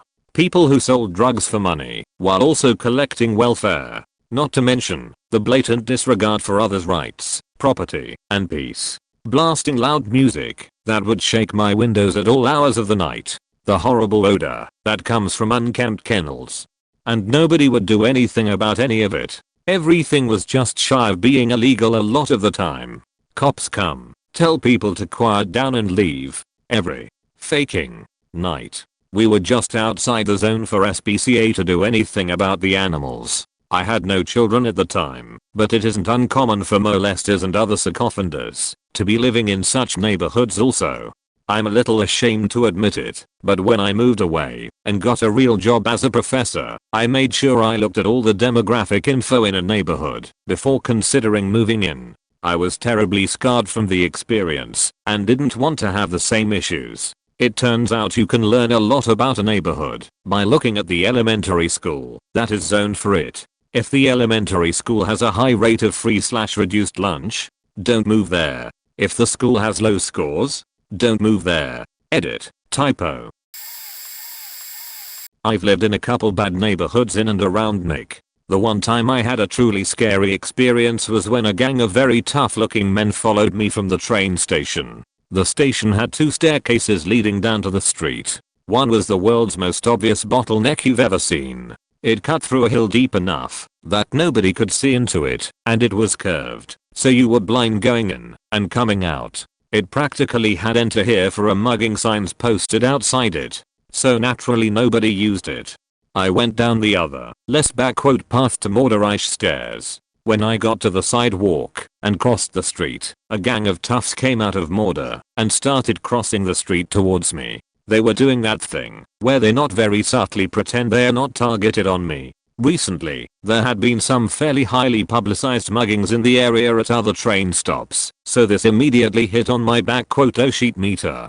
Fortunately I knew what to do. I whipped out the AK-47 I had hidden under my coat and sprayed them with lead while screaming, "Get some! Get some! I'm a lead farmer Metaphicus." Just kidding. I turned into the large commuter parking lot across the street from the station. It had bright lights, security cameras, and quite often a cop car or two would be idling there waiting for a call. They turned back and walked the other way down the street after that. So my advice would be know your hood. Know the safer spots are. If you're gonna get mugged, at least it'll be captured on multiple cameras and witnessed by an idle cop. I lived in a rough area in the 90s. Mostly, you just keep your head down and mind your own. One event that stayed with me was when the crack house at the corner of my street, about 3 houses down, was getting raided. Area was swarmed with cops and my way home was blocked off, so I had to approach from a different direction. When I turn onto my street, I notice a beat up car sitting directly in front of my house, occupied. Inside this sheet bucket on wheels are 2 scruffy guys watching the bust. I pulled into my driveway and debated for an eternity as to whether I should make a run for my door or leave and come back later. I was young and stupid, so I bolted for the door, which had 4 deadbolts and 4 different keys, and moved as fast as I could to get in and lock up. I get in, and I call 911, because no one parks on our street like they are, and because I'm worried they're somehow part of this raid and the cops just don't notice them. Dispatch says they'll have an officer come by. Next thing I know, like 2 minutes later, there's a knock at my door and then yelling, "Hey, Paulie Rocket 68, it's okay, we didn't mean to scare you. We're cops." Apparently they were part of the undercover team that brought down that network. They came back about 30 minutes later and asked to borrow my hose because their car overheated. The only other thing that faked me up for a while was when I had a stereo on in my bedroom with my window open and no screen. A guy walking by reached into my window and stole my stereo. Oh boy, I've lived in a few bad neighborhoods on and off through my life. As a kid, there wasn't necessarily gang violence. The closest really big city was Chicago, and we weren't close enough to have a major gang presence. There were small groups of gangs, but they didn't really cause any trouble in my neighborhood. We had a meth lab that I think exploded. Nothing happened with it after. There were several dive bars nearby, meaning that creepy people were very common, especially at night. I'd be woken up by men knocking on the front door and my window, which was right next to the front door. I got hit on by several men in their 30s 40s when I was a young teenager. That was probably the worst. I lived in Japan for a few years, one for study abroad and the rest for work. When I studied abroad, I lived on campus, not far from a neighborhood known to be dangerous for women at night. Several female students were attacked and harassed there, and the one time I was going through there alone a man exposed himself to me. That was by far the worst. The other place I lived in Japan was in a bad neighborhood, but not violent. I lived near the red light district and saw both hostesses, the Japanese type, and prostitutes quite often. One time I saw a woman running from one building to another with her dress only half on, holding up the top part to avoid her breasts being seen. My husband was propositioned several times walking through that area. Nothing bad ever happened to me or anybody else I know. It took a while to get used to though. The last neighborhood I lived in was okay-ish, but it was an older part of town surrounded by gentrification, so a lot of trashy people ended up there. Nothing super bad happened, but one of the reasons my husband and I moved is because we found out that a little alcove next to our apartment unit was being used to store what looked to be drugs and stolen shit. And we moved to another not so great neighborhood. Lots of muggings, gunshots, including one that hit our place and almost came through the wall into our bedroom. Burglaries were super common when we first moved in. After the bullet almost got into our bedroom, I slept in the living room for months. I'm clinically anxious anyway, and that was just too close to home, no pun intended. If I'm feeling particularly stressed or anxious in general, I end up sleeping on the couch because it kind of became my safe spot. In general, I don't like walking alone at night. This is probably made worse from having lived in Japan and moving to a large US city, because even living in less than great neighborhoods in Japan, I never felt like I would be the victim of a violent crime. Now I do. We have shatterproof coverings on our windows, security cameras on our windows, front and back dash cams on our car. Hearing people talk loudly outside at night makes me tense up. I don't like going outside by myself at night. I'm hyper aware of people walking behind me or getting off of transit at my stop. None of those are necessarily bad things, but when it becomes a sort of obsession it crosses a line. Keep your head down and don't get involved even when provoked. Stay inside / out of the way when everyone in your neighborhood is wearing gang colors that day. Seeing cops bust houses on my street stopped fazing me to the point that sometimes it takes a lot of effort to register that kind of activity as anything other than background noise. Finding local friends was hard because you didn't want to accidentally be seen as supporting or against any local group. Generally spent most of my time with friends at their houses or in public places like the school or park. If someone leaves a bag full of dog poop on your property or at an easily recognizable location such as a corner of the street, it has drugs in it. I saw a lot of cess in public, especially in the under 25 years old crowd. Got pretty desensitized to that too. Just because my parents were poor when they moved there didn't mean that I was involved in the local stereotypes. I spent most of my time hiding my kid sister from seeing the bad that I knew and lived with. I remember this one time, one gang sent another a message at like 2 AM by covering a brick in gasoline, lighting it on fire, and tossing it into the car in the driveway. Car went up in flames as well as the house. It was loud, there was so much yelling, and I don't know if I heard sounds of explosion or gunshots. Pretty sure at least somebody got arrested. Anyway, it was a house that I walked past every day when going to / from school, and it was half charred, blackened, and destroyed on one side. Never saw people living there, but there were signs like car placement or windows being open / closed. It looked terrible for over a year, and every time I walked by it, it reminded me of the Phantom of the Opera because of the strong contrast in the two parts of the house and the strong indicators of fire. It helped me disassociate it from the reality. Edit. I also remember the children in the neighborhood grow up and stop attending school in high school as they became fully initiated as members. I remember watching children turn into murdering shells of people as they killed their own pets. Their ex-friends of different gangs got hooked on drugs, would skip class to do gang activities. It was how they survived, how their families survived. It was a cycle where to support your family, you had to become a criminal like them. Dad's in jail, take his place. Obligatory mobile formatting warning. Listening to my neighbors through the walls 24/7, whether they are just talking loudly, screaming, or taking a sheet. Being so conditioned to the loudness of the outside, see above, but on a large enably scale, that you aren't surprised anymore when you hear cars slamming, blaring music, or the neighbors fighting. knows anytime I hear something or see lights that make me nervous I have to watch them until I'm sure I feel safe. And this might be due to anxiety I already have, but I definitely don't do it as much since I've moved into a much wealthier neighborhood. Some of the experiences I've had and have told people about I think are so crazy that people don't believe it. I've watched as my neighbor has literally beat his girlfriend on their front lawn, called the cops. Nothing was done. There was a time I was laying in bed with a boyfriend watching a movie and we had to duck into the floor because a neighbor was arguing with his wife and had shot a gun into their house.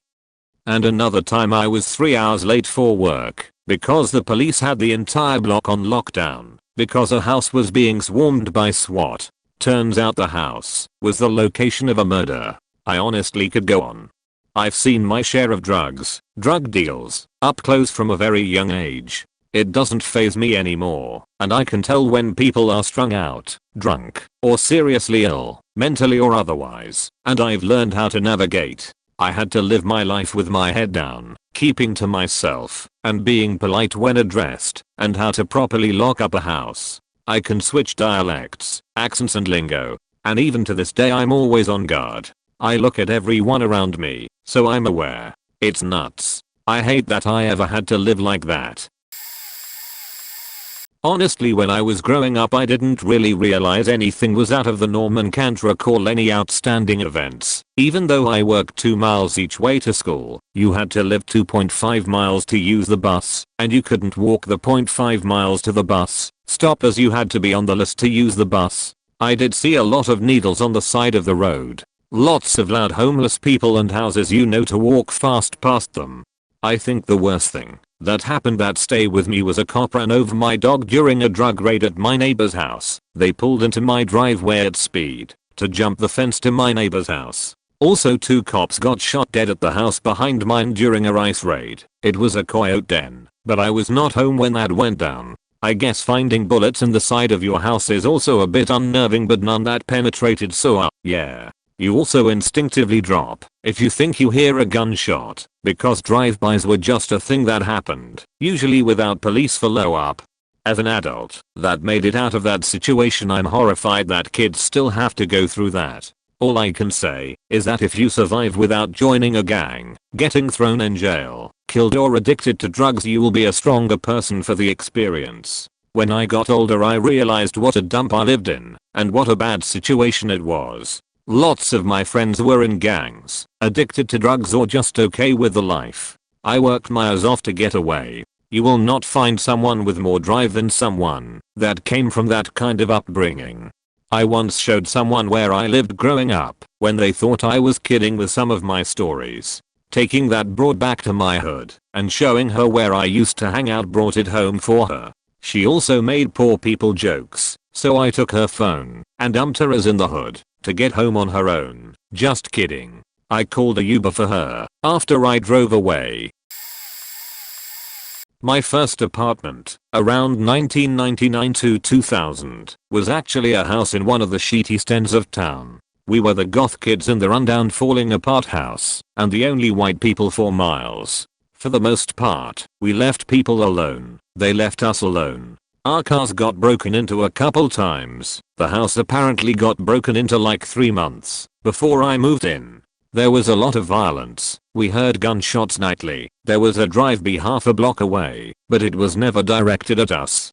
Until Scott. Scott was this redneck white trash beat up Camaro driving cliché who thought Creed was beachin'. Prematurely bald on top, long stringy hair in back. He lived with us for a while. He was my roommate's fiancé and the sperm donor of her child. He disappeared 6 months after the baby was born. Scott was one of those racist facks who didn't think he was a racist fack because he had black friends and thought having black friends made it okay to use slurs around them.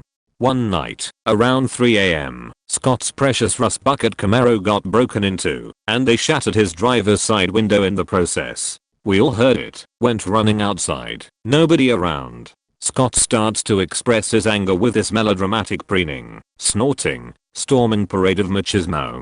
And then he doomed us all. 3 AM, in the middle of our street. He threw his head back and screamed at the top of his lungs. UN_. Think this is faking funny? Well, fuck UN_.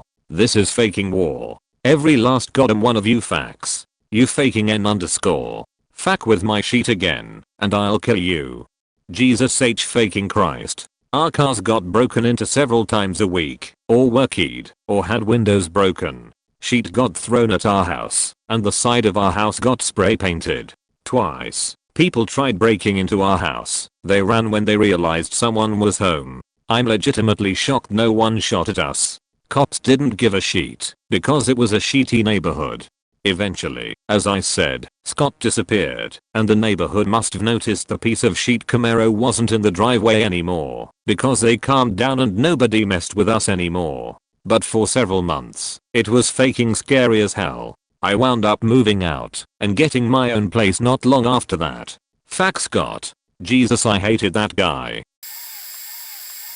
I lived in a 4-bedroom house with 13 kids in it during college in a fairly rough part of Philadelphia to save money. We didn't know how bad it was until the day we moved in. All of us, and our parents showed up, to find our house covered in crime scene tape. Turns out a dude was killed on our stoop a few days before we moved in. A few things have stuck with me over the years. We used to be sitting around watching TV, or whatever, and hear a bunch of bangs outside, and the question we always asked was train tracks or gunshots, since the trains made a sort of banging sound too. The local neighborhood drug dealer lived directly next to us. He was an older dude, and we pretty quickly established that we weren't going to fuck with his business, and he let everyone know to not fuck with us. Things were pretty good for a few months until George disappeared. I'm not sure if he was arrested or killed or what, but within a week everything went to shit. 3 to 4 dudes all started competing for our block. It started with tagging our house with gang signs, but then it turned into legit gunfights. Our house was hit, my roommate's car was shot up.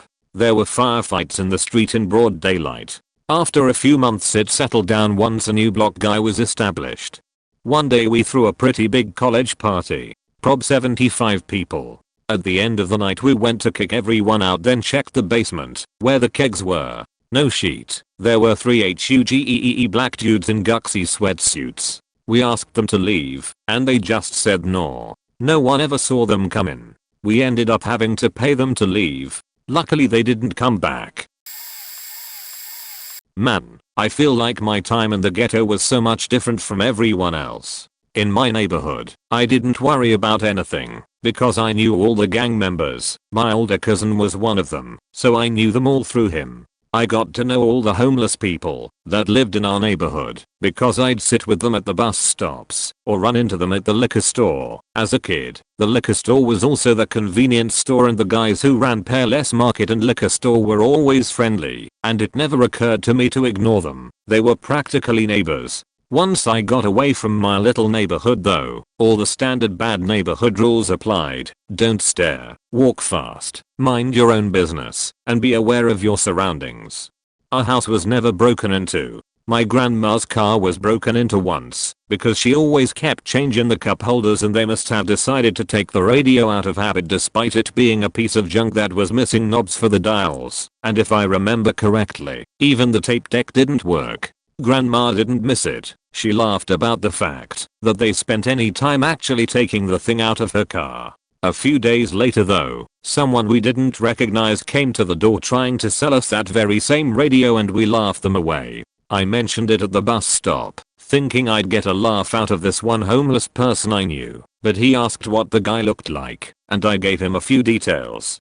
The next morning, Grandma's radio was on the porch. We never saw the dude that tried to sell it to us again.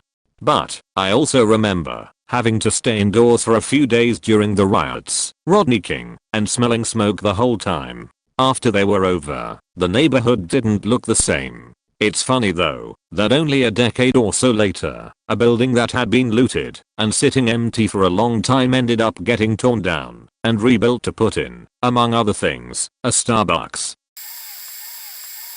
To Joanna back home, I never take out my smartphone, make direct eye contact with everyone, remember every face, and try to be absolutely 100% aware of what's happening. I never experienced crowds much back home, except at the crossing in markets, but I felt relatively safe in those places. Quite different over here. I go to college in a safe part of the US, and I'm terrible with faces and get anxious in crowds. I like to perceive everyone and everything, and big blurs of people make that difficult. Also turn up my headphones, because it helps with the anxiety. My brain isn't wired this kind of place, and I'm awkward anyways.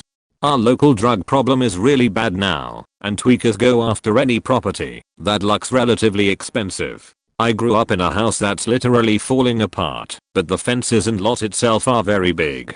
Before my time it was a very nice house, but it still looks worth breaking into. People shake barriers to entry to see if they can get in, walk around outside with tool bags to see if there's a convenient way to crack open doors or locks. People on knockoff smartphones talking over messenger apps and taking pictures to get a layout of the house. Any development where it looks like they can steal tools makes this even worse. After living in comparatively safe places abroad, coming back to that was really off-putting. I'd never want to live back home without a gun. Police aren't good either, and quite possibly bring more harm than good if you call them. I noticed this last time I was back, that they don't use the sirens as much, but instead you'll see a convoy of like 8 squad cars with lights on top speeding down the road. They also have these MRAP looking cars in full tactical gear in the tourist traps or hotspots. They're just another gang. In regards to the drug war or any kind of corruption, if you're directly involved, or some conduit of money or attention, real estate, unions, the press, etc., you'll likely have a target on your back. I'm so far removed from that part of my family history that it isn't something I had to grapple with, but I know people subject to that burden and it's nightmarish. Here in the UK, the rough areas aren't nearly as bad as the ones in America or wherever, but there are some gang zones and a few no-go area zones. I lived in an own rough area in my town for 4 years, and my brothers got involved with the local postcode gang. I very quickly had to learn to not trust anyone, not even my own family. I had to start hiding absolutely everything personal to me that had any sort of value. I even had to go as far as to buy and hide a small strong box safe to store the family heirlooms, my handheld consoles and my money and bank cards. I refused to leave my room when my brother had his gang around, which was frequent. Me and my mom know how to keep a good home despite our surroundings, so our house was always a cool house. To this day, even now my brothers are out the house, I'm absolutely neurotic about my property. I still hide everything away in my strong box. Being a female goth in an area like that also means you have to deal with a lot of stares and harassment, so you learn to toughen up and get a thicker skin real quick. I also developed a great deal of respect for my local police department. If I was just waiting for the bus or waiting to pick up a friend, I'd have police questioning me if I was a prostitute, because I was a pretty little thing in all black and a corset standing on a street corner, but I very quickly became cool with one female officer who would frequent the area. I'd have these lanky little one-ape gangsters thinking that, if they whistled at me enough, that they'd finally get their fantasy of a big titty goth girlfriend. It never happened. Others would think it funny to try and punt beer cans at me from their cars and hurl verbal abuse at me as they drove by. The smell of weed and manufactured drugs was everywhere too. It was inescapable and insufferable. Sucks for me, because I have an adverse reaction to the fumes of cannabis. I get allergy migraines. Glad to be out of that area, that's for sure. The biggest experience I learned living in the murder dubs in Oakland, 26th RV and 21st Street, was the people who live there really came together to help each other out. This includes the street people. It blew my mind, their sense of community. This was 8 to 9 years ago, and I know for a fact many of the longtime residents have had to move since then due to gentrification. But I keep in touch with them, and a couple of them are actually people I would consider family. I'm white. My so is white. At that time we were the only white people on the block. When we first moved in, people asked us if we were cops, lol, and the street people constantly asked us for money, saying you're white. We know white people have money. After a few weeks, and getting to know everyone, it was like they welcomed us with open arms. We were all in the same boat, broke as shit, and struggling to get by. We were renting a studio apartment just like our neighbors. We were working long hours for low wages just like them. It wasn't like some magical experience, Twice someone was murdered on our street. One of those times was literally on the steps into our apt building, like 6 feet from our front door. Our family and friends wouldn't come visit. They sneered and said, "When are you gonna move out of the ghetto? How about when you pay my rent?" We couldn't afford to move. Gradually our neighbors became better friends and support than anyone else from our lives. And that part was truly magical, and I will forever be grateful to those people and their friendship.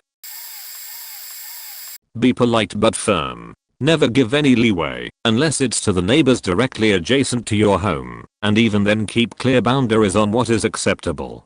Don't stop to talk if walking/riding by someone. Just answer any questions quickly, clearly and politely as you're moving by.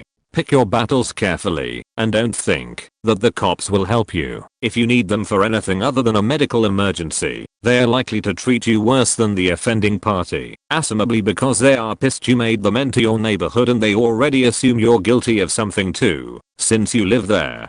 Not every loud pop is a gunshot, so just ignore it as much as you can. Never let people use your property for parking, even once, because as soon as you do, you will have a parking lot instead of a yard, whether you like it or not. Anything at all that you don't want, just leave on the curb. Someone will be by to take it within moments. But also don't put packages for anything good out there, because you're going to get robbed for it eventually.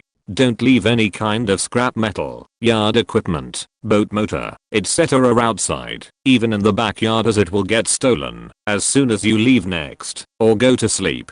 If the house next to you goes vacant, it's now on you to make it look occupied by keeping up with the yard, and you need to be seen walking around the property, otherwise you will end up with squatters using the house to drink/smoke/shoot up in, and once they are in they won't leave, and that house will turn to sheet. There's more, but I think that will do. All this being said, I almost prefer a slightly crappy neighborhood, as there's more of a community feeling to it, and you yourself also get some leeway to be noisy sometimes, or slack on your yard if you aren't feeling up to it right away, things like that. Speeding down our street. That was the biggie, 60+ miles per hour down a street where little kids played. Cops wouldn't come out to the area and ambulances wouldn't come in unless escorted. Finally took matters into my own hands after my dog got killed and a guy got hit by a car that ended with him dying. Rolled out a boulder the same size as my dog and put it in the same spot, and that night at about the same time there was a huge smash and a clugging sound. Went out in the morning, there was metal and oil going up the street. A methed up druggie came out, but he didn't say anything. You had to really look at some of the kids before you allowed them around your kids, as many were a reflection of their parents. Had one try to steal from me and kicked him off the property, and then his brother tried to steal my car and I pulled out a shotgun on that one. His parents came over and tried to tell me it wasn't him, and all I said was, "Then it won't matter what happens to him if I catch him, because it wasn't your kid." He asked around about me and they moved the next week. A lot of good people live in these bad neighborhoods, and once we organized we cleaned it up. Really, you have maybe 2 or 3 families in the immediate area that you have to put pressure on to get them to move out. I only had one dude threaten me, but this other rough guy, who I helped his mom with her asthma and got her some help, took care of the dude. I don't know what happened to him, but he disappeared. People came to me a lot once they knew I was respiratory and would ask questions and what they should do. I even was pretty handy with animals and taking care of them, so a lot of people came to me to treat their pets. I got to know the places that would do spays and neuters for really cheap, and even got some vouchers that I would hand out. There was a field across the street and helped organize the place to turn it into a BMX biking area for the kids. Created trails through the area and cleaned it up so you could walk in it, and helped create this nifty area where all these boulders were so the kids could climb them and hide in these little tunnels. After that, things really began to speed along to where the neighborhood became pretty nice. Over time the bad element left, and we were left with a large Hispanic population of low-income people who just wanted to live in peace and comfort. We had barbecues, street parties, and helped each other out. Then I sold and moved because the expenses of California were really tearing us down. I did face off against a father who tried to kill his kid. He was a real piece of shit, and I knew this kid was being abused. It was like looking at myself, so I told the kid if he ever needed help he could come to me. Anyways, 2 days later the kid comes to my door at around 9 at night, and he has bruises around his neck, where his father had strangled him, and there were other bruises, where you could see the father had beaten him. The father comes charging up to my door and I pulled the shotgun, and put it straight to his head. Almost pulled the trigger too. I wanted to. Father went home. I called the cops, and then CPS came out, and they had nowhere to put him, except in a boys shelter thing, so I fostered the kid for about a year. Then a gang came after the kid, because they found out he was still around, and CPS had to put in some protective services with a family out of the city. I couldn't have the address or know where he was. I still think about that kid and hope he is alright out there. I live in a small town in the UK, and while it's not the level of violence in much of the American neighborhoods, I've seen the place deteriorate. My mum worked in an estate agency until I was 3 and had done 4 years prior. Local landlords would advertise property for my area in a large town about 20 miles away and heavily in Manchester and Liverpool, and sadly it attracted the wrong crowd of people. As such, I grew up with a lot of kids who I still know in a rough sense of the term, and they all had kids aged 3 to 6. They had no education beyond high school and just live in benefits or sell drugs. It's a bad area with a lot of poorly educated people, and it is a poor area. It's not so much gang violence as it is multiple smaller incidents which are all unrelated. I've been mugged 6 times, 2 of those at knife point. The random acts of violence around aren't anything new, and there are people who go out just looking for fights. As such, I've gotten used to this. Naturally, I've learned to read people, to know who to avoid, how to stand in a confrontation, and knowing exits. It sounds weird, but these things become ingrained into you fairly quickly. You don't stop for people asking to borrow your phone, buy alcohol, go to the vape shop. Ridiculously common. You get used to people hanging around on corners, fights, abuse hurled at you for no reason. Drugs are a huge part of it. I've been at house parties where people are getting wired of sheet coke bashed with God only knows what, needles, dealers trying to get you to buy. It's intimidating more than anything, and while it doesn't necessarily bother me, the effect it has on those more vulnerable, that I find sad. The police are sadly nowhere to be seen, which is funny as I live 2 minutes walk from a police station and 10 minutes walk from a police HQ. I was a scared little girl who kept to herself. Always remember the seemingly constant sounds of distant gunshots, police, and ambulance sirens. It was background noise. Nobody ever stopped to look out the window to see what was going on. When I was adopted at 13 and moved in with my suburban adoptive family, they would be glued to the window if there was sirens in the neighborhood, asking neighbors what happened, etc. I remember thinking that was so odd that they would do that, and why didn't they just mind their own business? It's always stuck with me that I got used to certain things that no child should be used to. That it was unusual to me once that my parents were actually interested in the potential crimes in our neighborhood. Except the suburban sirens were never crimes being committed, usually just someone had a heart attack or some other health issue. Also, when people hear details of what I went through, they call me things like strong or hard, like I take some pride in it or something. I was never strong. I'm not hard. I cry like a baby on a sometimes weekly basis from PTSD. I don't take pride in where I come from. It also makes me feel very alone, because now that I'm out that place and in suburbia, it's hard to find people who grew up like me. I haven't been able to become friends with one person who grew up in suburbia yet other than my fiancé, and sometimes I even shake my head at him. They just have no idea how bad it is out there.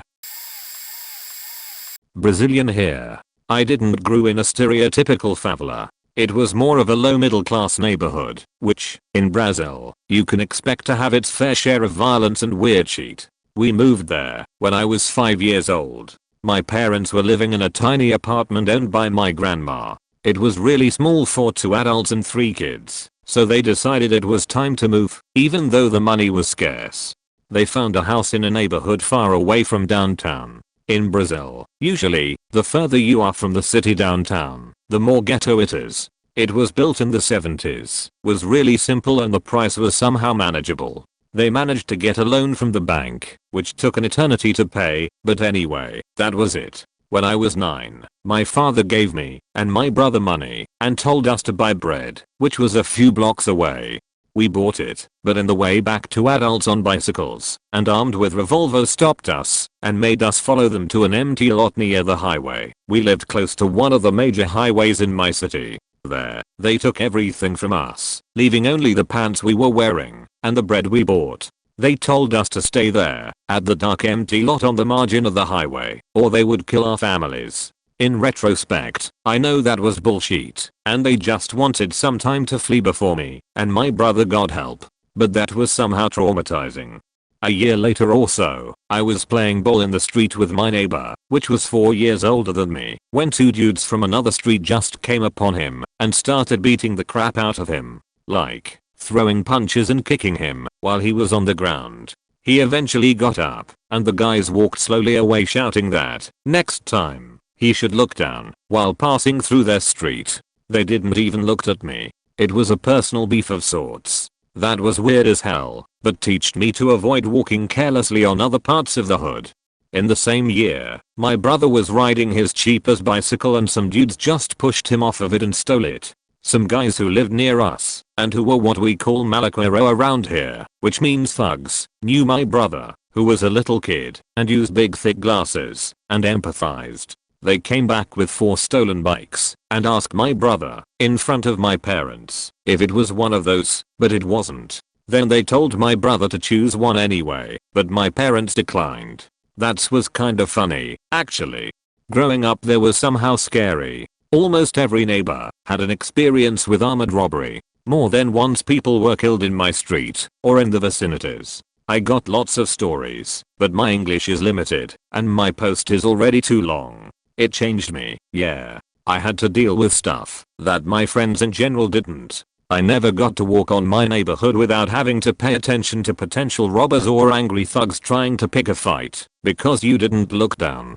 People in school mocked me because I lived far away, and all of those things made me insecure and even hostile.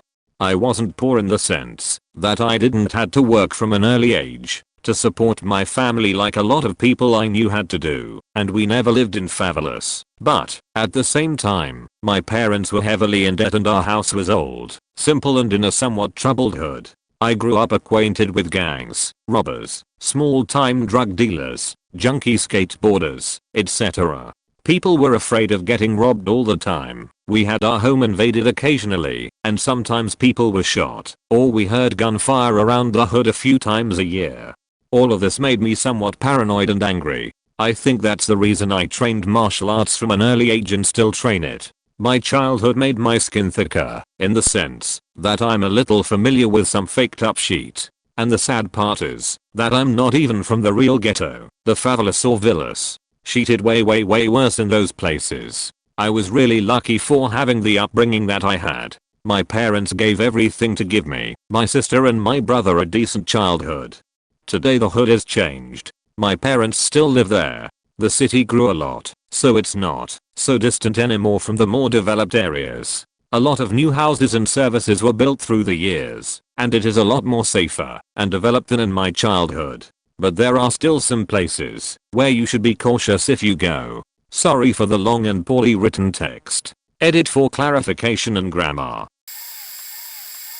I lived with my ex in a terrible part of the city. People call it Hookah Alley because it's where all the prostitutes stand around. I lived in a duplex, and on the other side, when we first moved in was this boy who was our age, early 20s. He dealt drugs, and it had to be more than just weed, because I woke up to people banging on their door, and mistakenly sometimes, mine, at any door you could think of. I never once smelled food being cooked in his apartment, and it was pretty clear from his appearance that he was into some hard drugs too.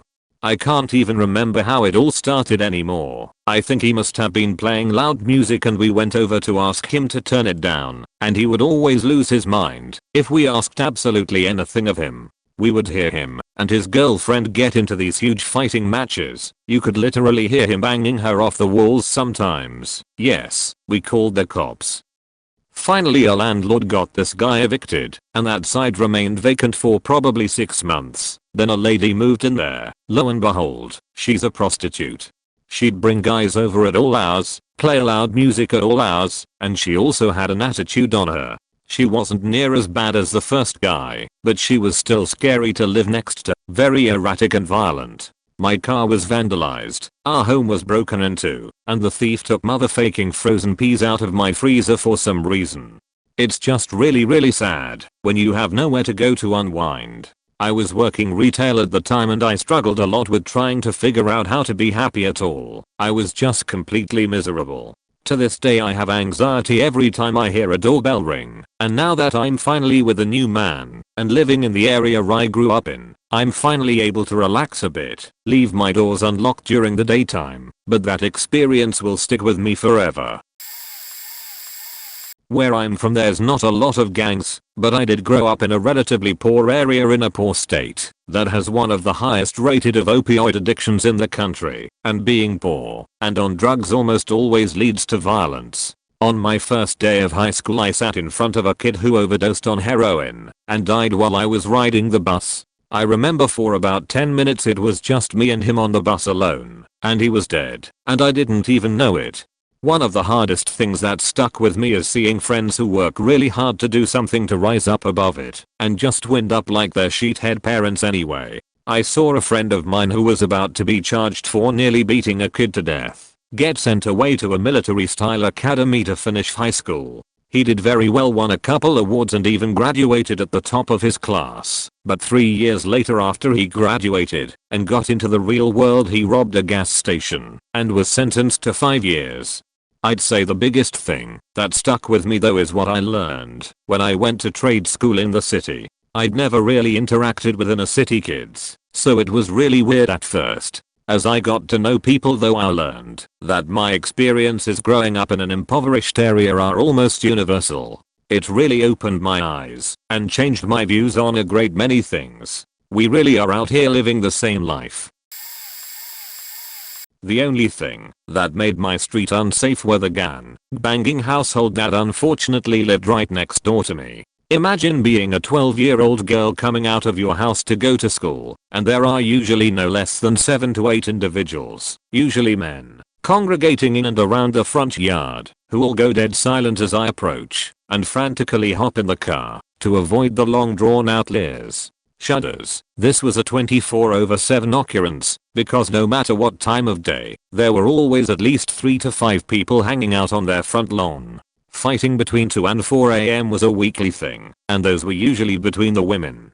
God forbid they did something like park in your driveway or lean on your fence, because they knew they were too intimidating to fuck with. Wow, I hated those days. When the LA riots happened, it was the most quiet the street ever was, because they were all falling all over each other to run out and steal shit. 3 of the idiots stole an ATM, carried it back to the front lawn, because that's where all the magic happens I guess, and proceeded to try to bust it open in broad daylight, in full view of the rest of the block. When they couldn't get it open, they left it there for hours. By the morning it had disappeared to God knows where. When the parents of this house, chock full of people, it had to be at least 20 people taking up residence in that house as loud as it was all the time, finally died, it was a spectacle to behold. The crying, the screaming, the yelling, the fighting. We knew it was only a matter of time we would be rid of them, since somebody had to be the adult and pay the bills right. The silence finally arrived exactly a month and a half later. The block has never been quieter, we all have our sanity back, and yet there is always still that one person who comes over who has to look over their shoulder 6 times. I know you're in the ghetto and shit, but unless you see a gun pointed squarely at you, calm your ass down and get in the house. SMH. I'm white and was house hunting. This area I was looking to buy a house was predominantly black. By predominantly, I mean 100%. However, the nice was just remodeled and nice. The houses in the area were nice and very well maintained, so I'm like sure, why not? However, there was an apartment complex that was around the corner that was a hotbed for drug traffic. My neighbors were fighting to get them gone, but to no avail. One morning, I'm up at 6 AM and I hear a bunch of loud bangs, like explosions. I don't think too much of it, but about 6:45 AM I go out my door to get some McDonald's and there are police cars everywhere. They had raided 5 drug houses in a 1 block area around me, and those were all flashbangs and shit that I was hearing. I had moved into a drug neighborhood, and I was standing at my car like can I get out, as there was a cop at every single intersection 4 blocks. So I walked to the corner. Am I able to go get breakfast and get back in? He radioed that I was heading out and told me I need to be radioed back in. I stayed gone for a few hours instead. The funniest thing was, when I first moved and I stopped at one of the local convenience stores that was locally run, and I bought a soda and some chips. The guy was looking at me weird, and I introduced myself, and was like I just bought a house in the neighborhood. His response was, "Ooh, you're the white guy." My mouth was, "Oh," and I was like, the white guy?" He laughed and told me, "You're the only white person who would dare to move here. You stand out like salt in a pepper shaker, my man." So yeah, I was the white guy in the neighborhood. There weren't many challenges, but I did have a guy about 100 yards away that sold some pretty decent weed, which was super convenient if I ran out and was already too high to drive to my normal guy. I have a ton of stories about things that happened, but there's one that stands out the most. This is 100% true. The locks on the main building door were constantly being jammed and bypassed with pennies, so there was no building security. We would have people knock on our door at random times mumbling things about butts and papers. I was always super rude with them, but whatever. Point is, one day I hear a knock at my neighbor's door directly across the hall from me. So I go peek out the peephole and I see a guy standing there at my neighbor's door holding a hatchet. A faking hatchet. As I'm watching out the peephole, I see my neighbor open the door and look at the hatchet, and he closes it real quick. Then suddenly the door whips open and I see the neighbor empty an entire can of mace in this guy's face. Then he slams the door shut and I hear the locks go. This guy straight up just took the blast point blank in the face. He didn't even put his arms up or react or anything. I'm still watching out the peephole as some of the mace starts seeping under my door and am trying not to cough while I watch this guy somewhat slump into the wall, then turn around and leave. Neighbor comes over shortly after, and we're all dying from the mace. I had to move my cats into the far back room and open the windows for air in the middle of freezing cold -20°C weather. So the neighbor is wondering if he should call the police.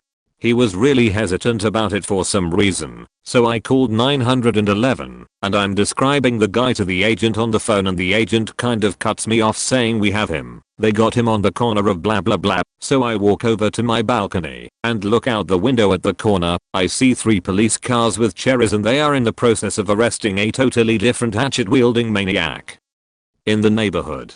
So of course I told the guy on the phone that's not him, gave him the description again, and went to eat dinner. TLD, I had a hatchet-wielding maniac in my building, called the police, and they arrested a different hatchet-wielding maniac on the corner outside my apartment. Actually, what I had to do to not be a victim followed me and screwed up my adult life. As a kid, avoiding eye contact, never smiling or laughing around people you don't know, never approaching or saying hi to people you don't know, or even ones you did for fear of being accused of dick pulling, and always seeming visibly angry. All of this did me no favors later on in life, when I actually would have benefited from being more social. Despite this, carrying money in my shoes or my wallet in my front pocket, always locking doors behind me, and avoiding faked up people turned out to be valuable skills. I didn't leave that neighborhood until my early 30s, because poverty makes moving difficult, but I'm glad I did. I had enough of people over the years trying to break in our apartment. They never succeeded, taking shit from our doorstep, or breaking into my car 3 times. Tired of drunks sleeping on the sidewalk, assholes selling poison on the corner, idiots tagging our building, creeps bothering my mother, had her purse snatched twice, followed home numerous times. Fuck all that. So I went to college. GI Bill Acker economic conscription, which only added distance and alienation between me and the dysfunctionals I grew up around. My later 20s involved me keeping to myself and having nothing to do with the people in my neighborhood. The 4 walls of our apartments were to sleep and eat, and if I didn't need to be there, I wasn't.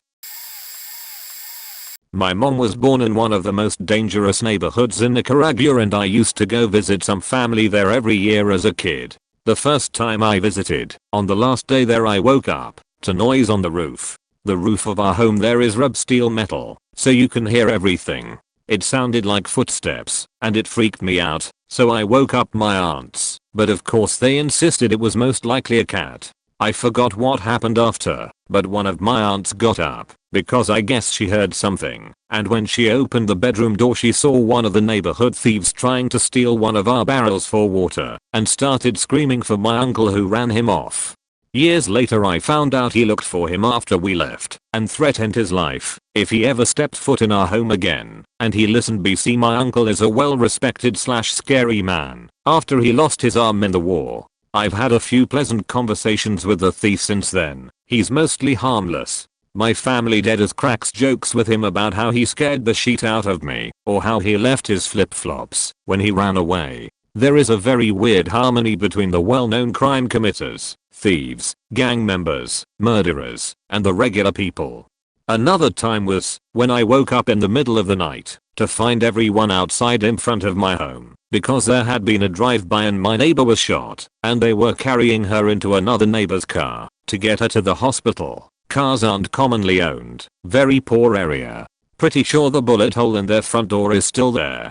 I had to get used to keeping my money in my shoe, never wearing jewelry, and never going anywhere alone. Robbery was the most common crime. I also learned to stop bragging about my things. The last time I went I was 13, so I wasn't very smart, so people weren't tempted to come and rob our home, and to even hide everything from my friends and family, because everyone always stole from me. The housekeeper, my neighbor, my cousins haven't gone back since 2012, and with the civil unrest I don't know if I ever will.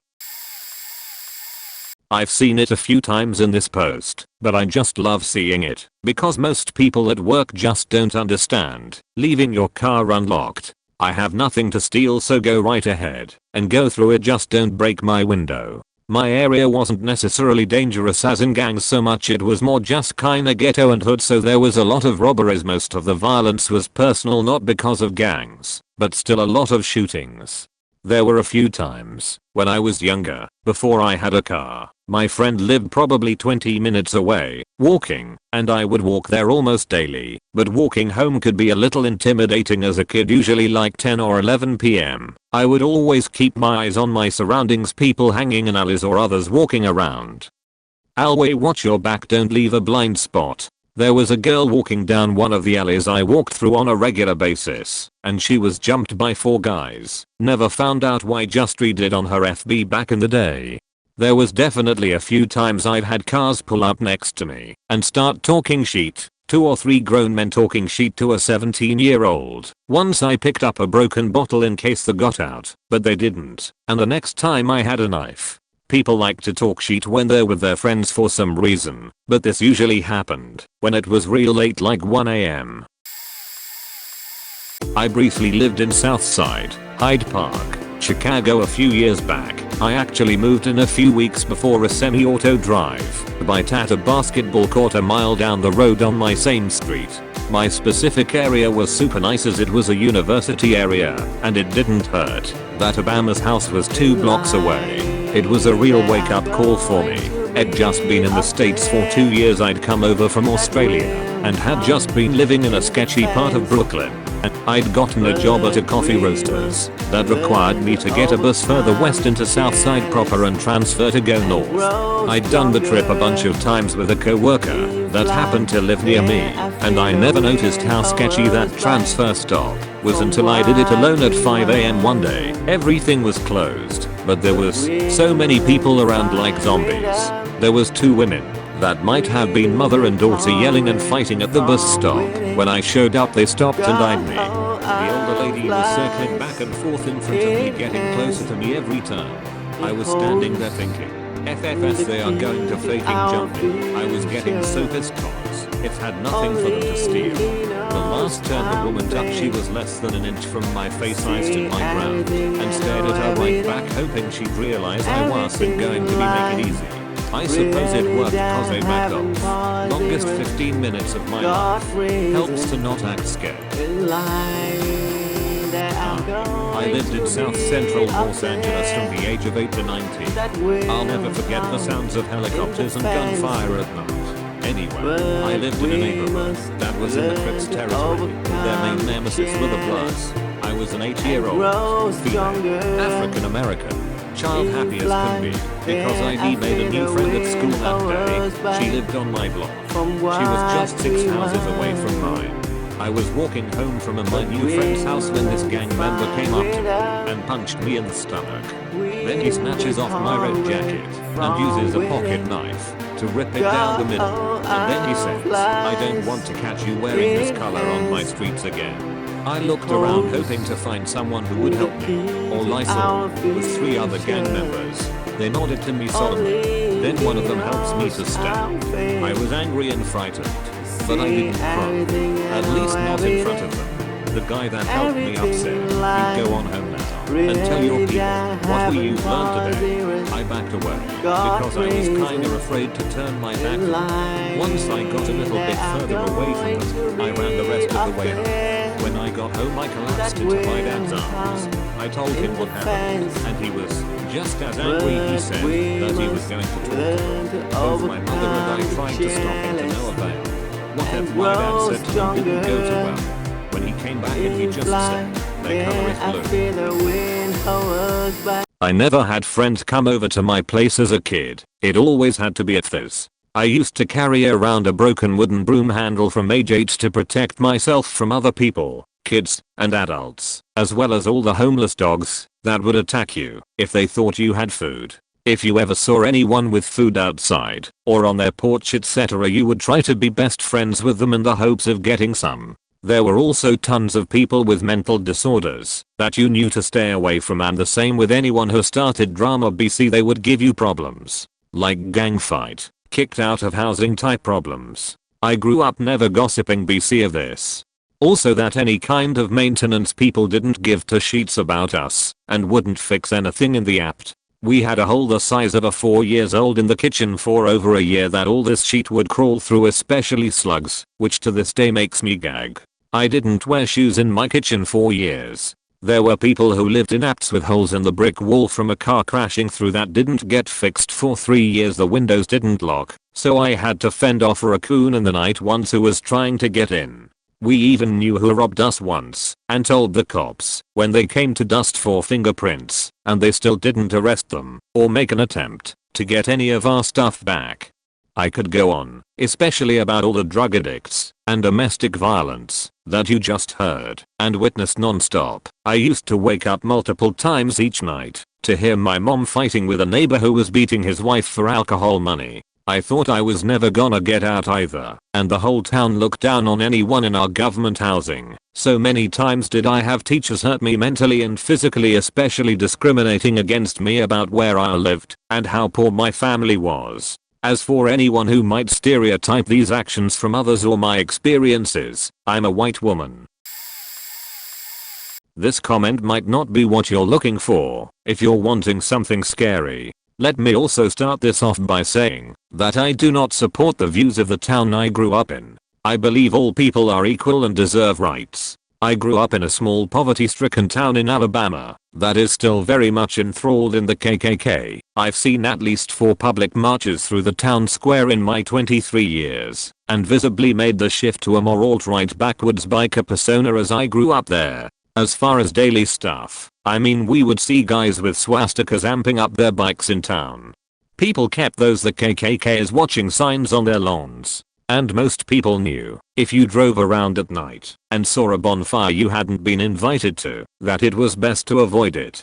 Growing up, my parents were also very racist, but didn't want their children to get involved in the violence that the white pride gangs would cause. My mom would drop us off at the library on Saturdays for about an hour or 2 while she went grocery shopping. When I was 14, all I really wanted to read was Stephen King, but they were always kept on higher shelves in the adult fiction section.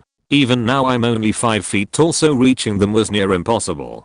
I was trying to pull down to Mick Noka's one day using another thinner book to try and wedge it out when a very large biker man with all the patches indicating he was a member of one of the alt-right groups approached me. I was scared stiff. I didn't think those guys were even allowed in the library. I knew I was probably safe though, being a small white, blonde, and blue-eyed child. He took one look at me and then at what I was doing and pulled the book down, as well as a second one, and handed them to me. He smiled and said, "You should try Silver Bullet. It's my favorite one."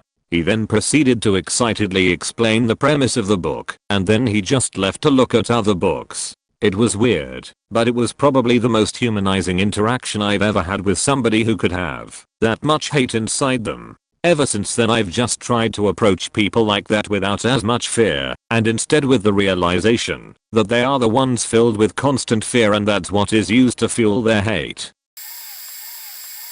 Growing up there were so many things that seemed normal, and now I'm like, what the fuck? I grew up in Chicago, 90s early 2000s, and most of the stuff I remember happened in the spring, summer / early fall. The winter months were bliss, lol. I wasn't always scared, because you get used to your environment, but you do become very vigilant of your surroundings.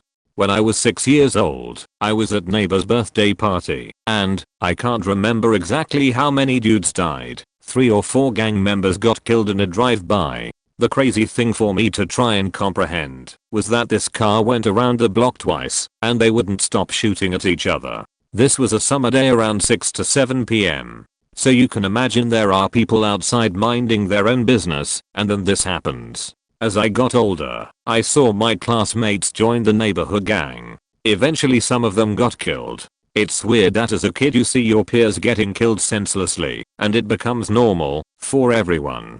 I remember walking out of my house through the back alley, and there was a chalkboard tracing of a body, just like the goofy ones you see in movies, but with a really dark blood stain. I couldn't ride the blue line train all the way to the stop near my house because I risked getting beat up. It happened twice. Wow. Everything I can think of involves death. I guess I'll stop now. I lived in a very rough part of Baltimore City for the better part of 12 years.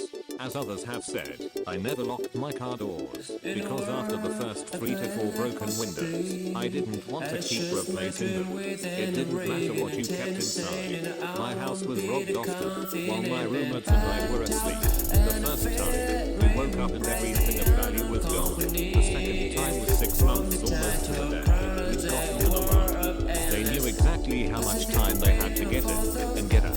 My then roommate happened to crack her door open, which was located at the top of the stairs, and saw a line of very large men, all with guns, gathering anything of value onto the couch.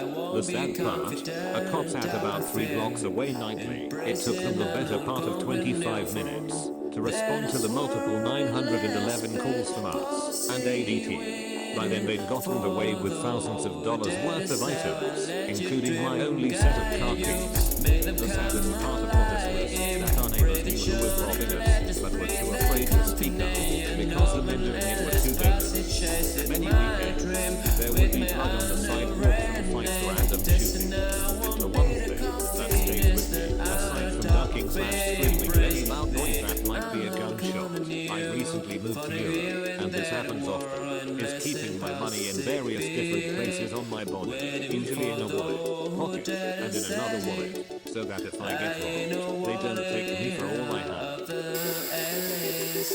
Cars being broken into in broad daylight. Can't leave anything visible in your car and locked window will get broken. Same with bicycles and motors / scooters. You'd better know how to chain them up, right, or gone in 5 minutes. Harassment at night, being followed, never getting dropped off exactly in front of my place for fear of home invasion. Groups of older men hanging around their social clubs. Some were really intimidating, but others could be relied on to intervene when the younger creeps were following. Walking with an open pocket knife and always being able to get keys and locks, multiple, quickly and without looking. If someone did follow me or confront me, not knowing how they were armed, gun, knife. Friends hiding around the corner, choosing seating strategically at local bar in case a fight breaks out, tables flipped, glass thrown. Bad tenants in nearby buildings, prostitutes, and pimps arguing at all hours of the day / night. Not fun at 6 a.m. The local dealers revolving doors, all day every day. Sometimes violent altercations, breaking windows. Apathetic police, they show up, complain / insult and leave again. Unscrupulous slumlords who treat their not wonderful illegal tenants like they're subhuman, which really just makes everything worse. Arson. 4 buildings burned down in the 20 years I lived on the street. 2 were faulty electrical, one was Molotov cocktail through the window, drug related, and another was revenge.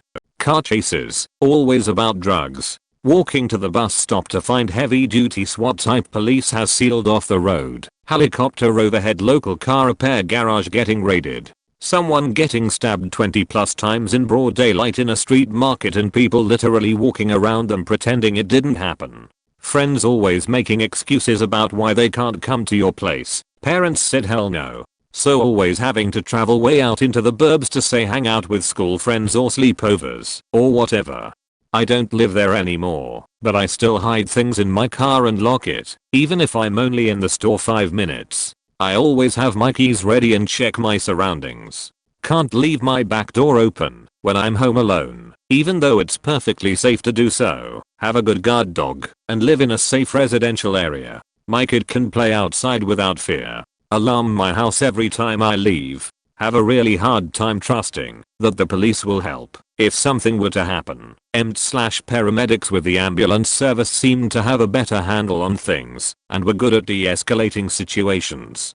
Don't get me wrong, I'm absolutely no way am I anti-police at all. In fact, I almost became one. It's just a combination of negative experiences that makes it hard for me to trust. I suppose one of the positives is that I find it really easy to get along with many different types of people. I think it made me more empathetic and a better listener. Many of my neighbors were in really bad situations that they struggled with. I was more fortunate in that my home was stable. My parents both worked a lot, so they weren't around much, but that made me independent and better at taking responsibility for myself. Oh, and I still don't really routinely wear jewelry other than small earrings. I have to force myself to. I grew up in TL, San Francisco Tenderloin District, before the gentrification. Back in the 90s this section was nothing but cracked-in apartments, prostitution even in the middle of the day. Name an immigrant group, and there's a gang connected to that. It was very tempting to join a gang just to avoid being jumped. Every day I have to plan my route to and fro the school, to avoid the different gangs who stationed close to muni stops. All my preparation to avoid violence crumbled when I was jumped by 10 plus kids, which some I knew from school. I was coming from a friend's birthday in the same area and stayed longer than I should. Teenage hormones got the best of me. Every corner around Ella/Eddie had a group, so there was no choice. I picked to go on ahead as I thought I was cool with these kids. Later I found one of the kids in this group was jumped by some other group who I was seen hanging out. I was basically guilty by association. They came from behind, and I didn't see how many actually got their licks in. I thought I was going to die, but for some miracle I was able to get up and run 2 blocks and ran into a police car. I was immediately handcuffed and thrown in the back of the squad car. The cops couldn't fathom why I was asking for help. They assumed I was already affiliated with a gang and have my crew handle it. Eventually they reluctantly helped me, and a number of cars showed up, basically shut down the whole street. They arrested 15 people who were stupidly still hanging out outside. The silver lining was when they were checking for injuries. They couldn't find any except for a tiny rip on my shirt and of course my pair of 11th Jordans. No bruises, no cuts. No idea what happened. This was back in the late 80s and early 90s, growing up in a large metropolitan area. Being white was a minority too.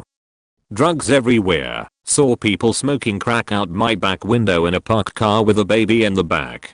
3. Had a gun pulled on me because my friend had a starter jacket. 4. Had a old lady teacher get beat up in class. They hit the lights and jumped her. 5. The police were at my school at least once a week. 6. Gangs moved freely around the neighborhood and violence was considered good. 7. Many kids had good clothes, but were very poor. Your clothes determined your status.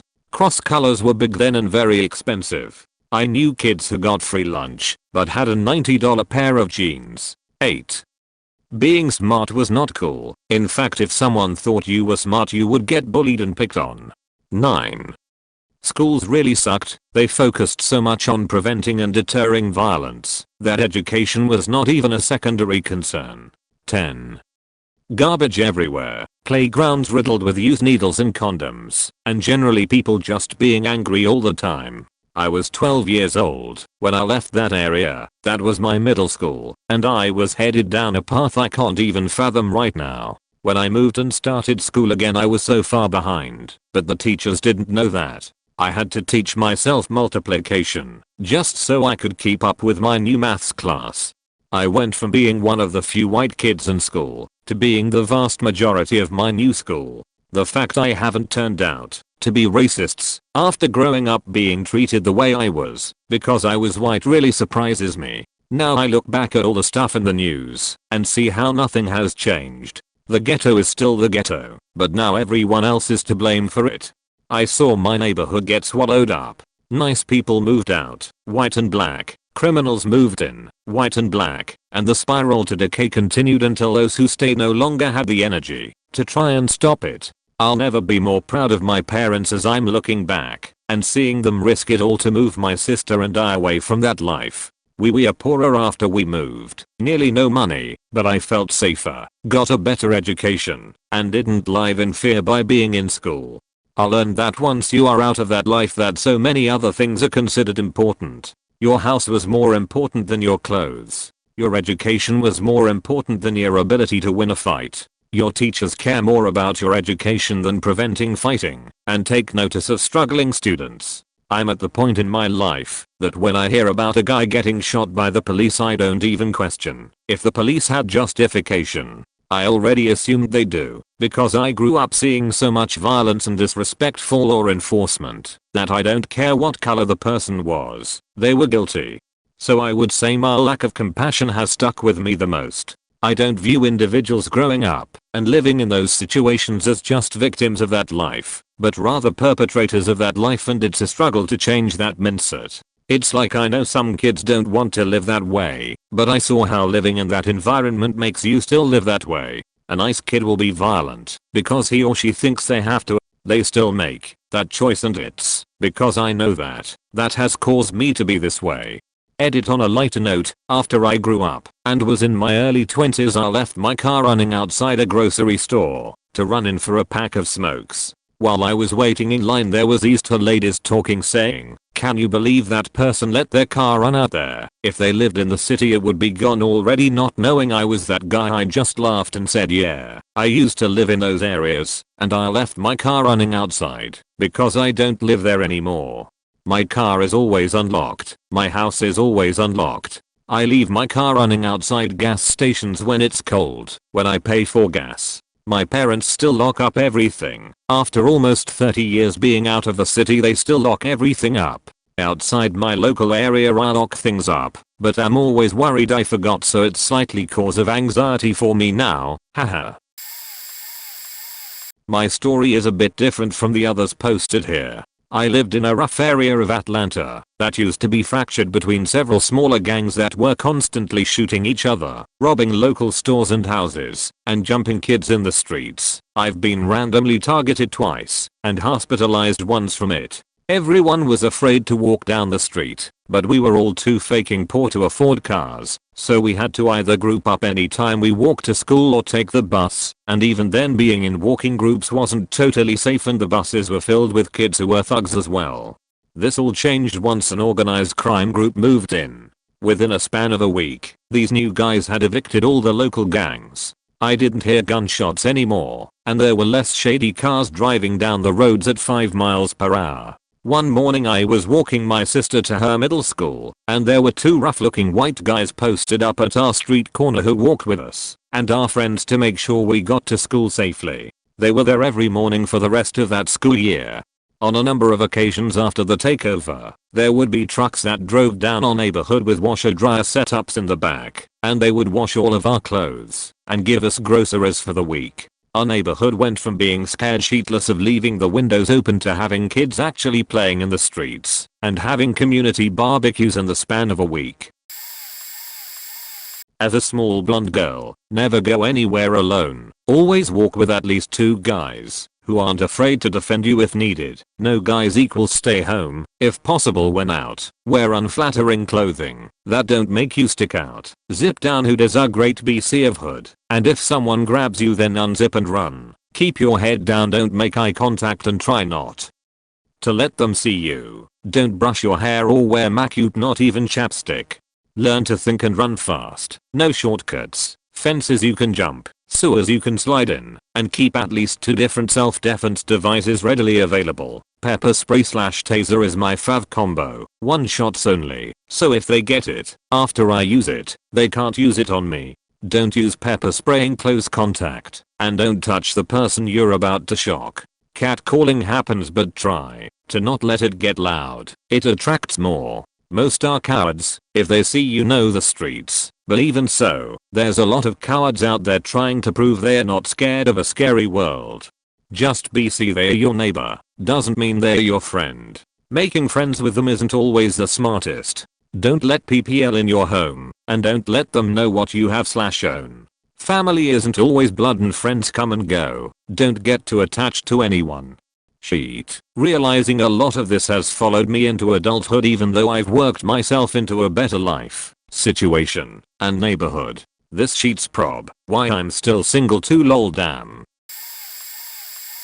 I lived in a pretty tame part of Detroit, but it had its problems. Gang activity, GTA, and prostitution being the main ones. A neighbor I met shortly after moving in was a pretty wild guy, into going fast on stolen motorcycles, dealing, clearly a banger, but we got on pretty well. You kinda have to put your opinions on the back burner when you live in these places, so I minded my business and was friendly to all. The homes on the street were close together and there were no driveways, so everyone parked in front of their homes directly on the street. I started doing some construction to my house and rented one of those roll-off dumpsters for the debris. This was parked on the shoulder like the cars as well.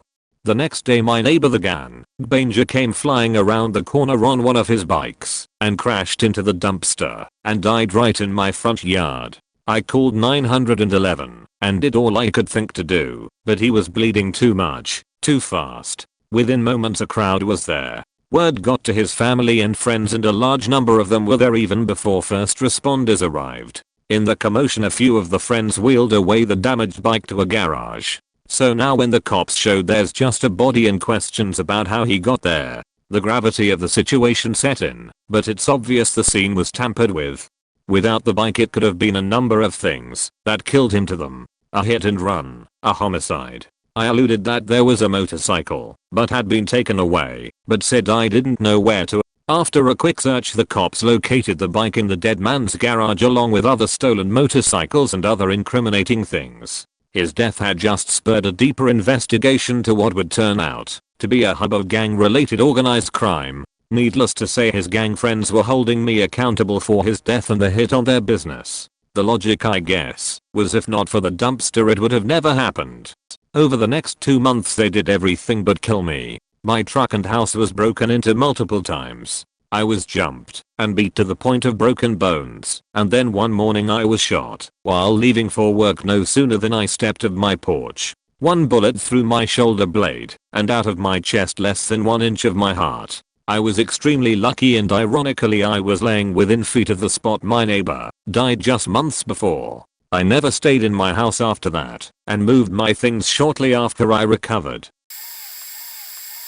Didn't happen to me, but a friend I go to uni with lives in a part of town where gangs on the street are the norm. He has told me that the best thing you can do is to look tough, like you aren't afraid of being hurt. Even if you are, you just show your dominance. He told me once he was approached by 3 guys clearly looking for trouble, so he walked towards them and they backed off. These guys expect you to turn away or run, so when you go to them, it's the equivalent of a snake flaring its hood. It scares them off. I also noticed he was ready to kill if it came to that. He told me that a guy once broke into his house and gave his name. He clearly wasn't very bright. So my friend did the same thing and went out to the township, found out where he lived, and threatened the guy in broad daylight. Major power move, and the guy nearly pissed himself.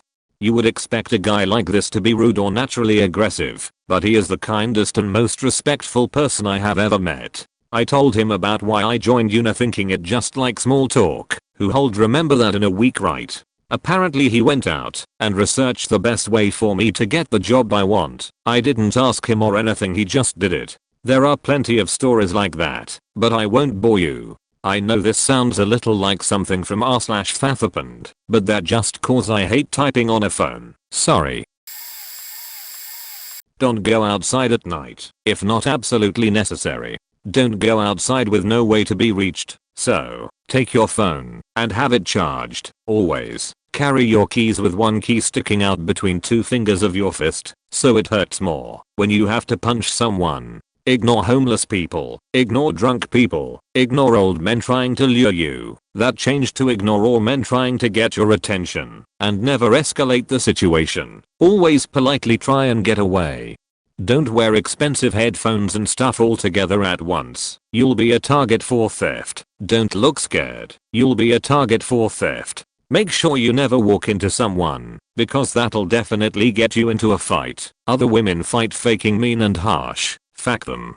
Don't leave your bike outside overnight. Even if you lock it, it'll get stolen. Happened to me. Those are gunshots, not fireworks. Stay inside, and just in case, don't get too close to the windows. You haven't seen anything. You haven't heard anything. It's their business. Don't interfere. Shoes actually hang in trees sometimes, but that's the last sign you pay attention to.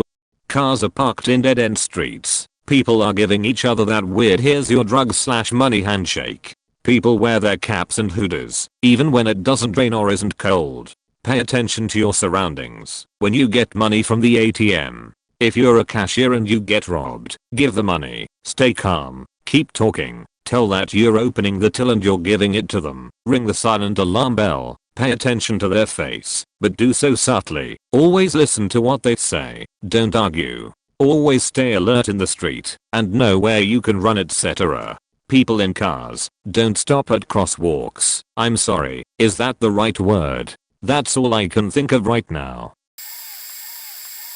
A little late, so I'm probably just going to get buried, but here we go. So, I've been a lurker on Reddit for years, but this post was too relevant for me not to speak up. I was born and raised in one of the poorest cities in the country, United States, and I'm currently working on obtaining my bachelor's from the university that is located here in the same city. I grew up 10 minutes away from it, walked by it my entire life, and I'm closer to achieving my dream of being a college graduate. I still live here, and live in assisted housing under my grandmother's lease, who recently had a schizophrenic breakdown, and is now being taken care of by my mother. Challenges I've faced: growing up in an abusive household with a manic depressive religious mother, whom I love to death, but continually creates more problems for me than actual help. Being surrounded by mental illness, affected by it, and yet, being told to be strong, to pray and have faith, to grow out of it. Seeing family members struggling, but not getting help, because they don't want to be seen as weak or crazy. Wondering when the electricity will be put back on because a bill wasn't paid on time. Or when the next time we'll be able to take a shower is, because the water is cut too. Eating as much as you can during lunch, because you're not sure if you're gonna have dinner later that night. Not trusting your own friends or family, because the possibility of them stealing from you, harassing you for money, or having a dark secret involving some kind of affair or abuse is very real. Being tempted by your cousins to sell drugs, because they make good money, more than you could ever make in a shitty part-time fast food job. Juggling 3 jobs, because you're already in debt, but you want to finish what you started, and your mom told you her friend's son from work goes to school full-time and works full-time, so why can't you? Spending holidays alone, even though your family lives in the same city as you, but nobody talks to each other anymore. Thinking about how many of your friends from elementary, middle, and high school have gone down the wrong path. They're either dead, locked up, or well on their way towards one of those options. Keeping your hometown to yourself, because the minute people find out you're from there, you're judged harshly and critically or stereotyped. People immediately know you're poorer than them. They know your life has been rough. They pity you, or wonder in amazement how you made it out from there. You hear people bitching about welfare, Section 8, food stamps, and how people should just pull themselves up, but you realize that, if it wasn't for those programs, you would be homeless and hungrier than you already are. You learn to read and write at a young age. You have a fiery passion for words and language. You want to change the world with it, yet you are constant told your English major isn't good enough. Drugs are a true, real epidemic, but you partake anyway because you have unhealthy coping mechanisms from a life of constant stress and anxiety. You don't want to be an alcoholic like your useless father, but you drink anyway. Honestly, I could go on, but I hope I've made my point. It's not just the gang violence and stuff. Income inequality is real. Poverty is real. Gentrification is real. There are poor people in this country suffering, and in this political climate, we aren't going to be helped. It's only going to get worse. These are just a few of experiences and moments that have resonated with me and continue to shape my life. I hope whoever reads this lengthy post takes some time to think about why the world is the way it is and what we can do as individuals to make it a little better.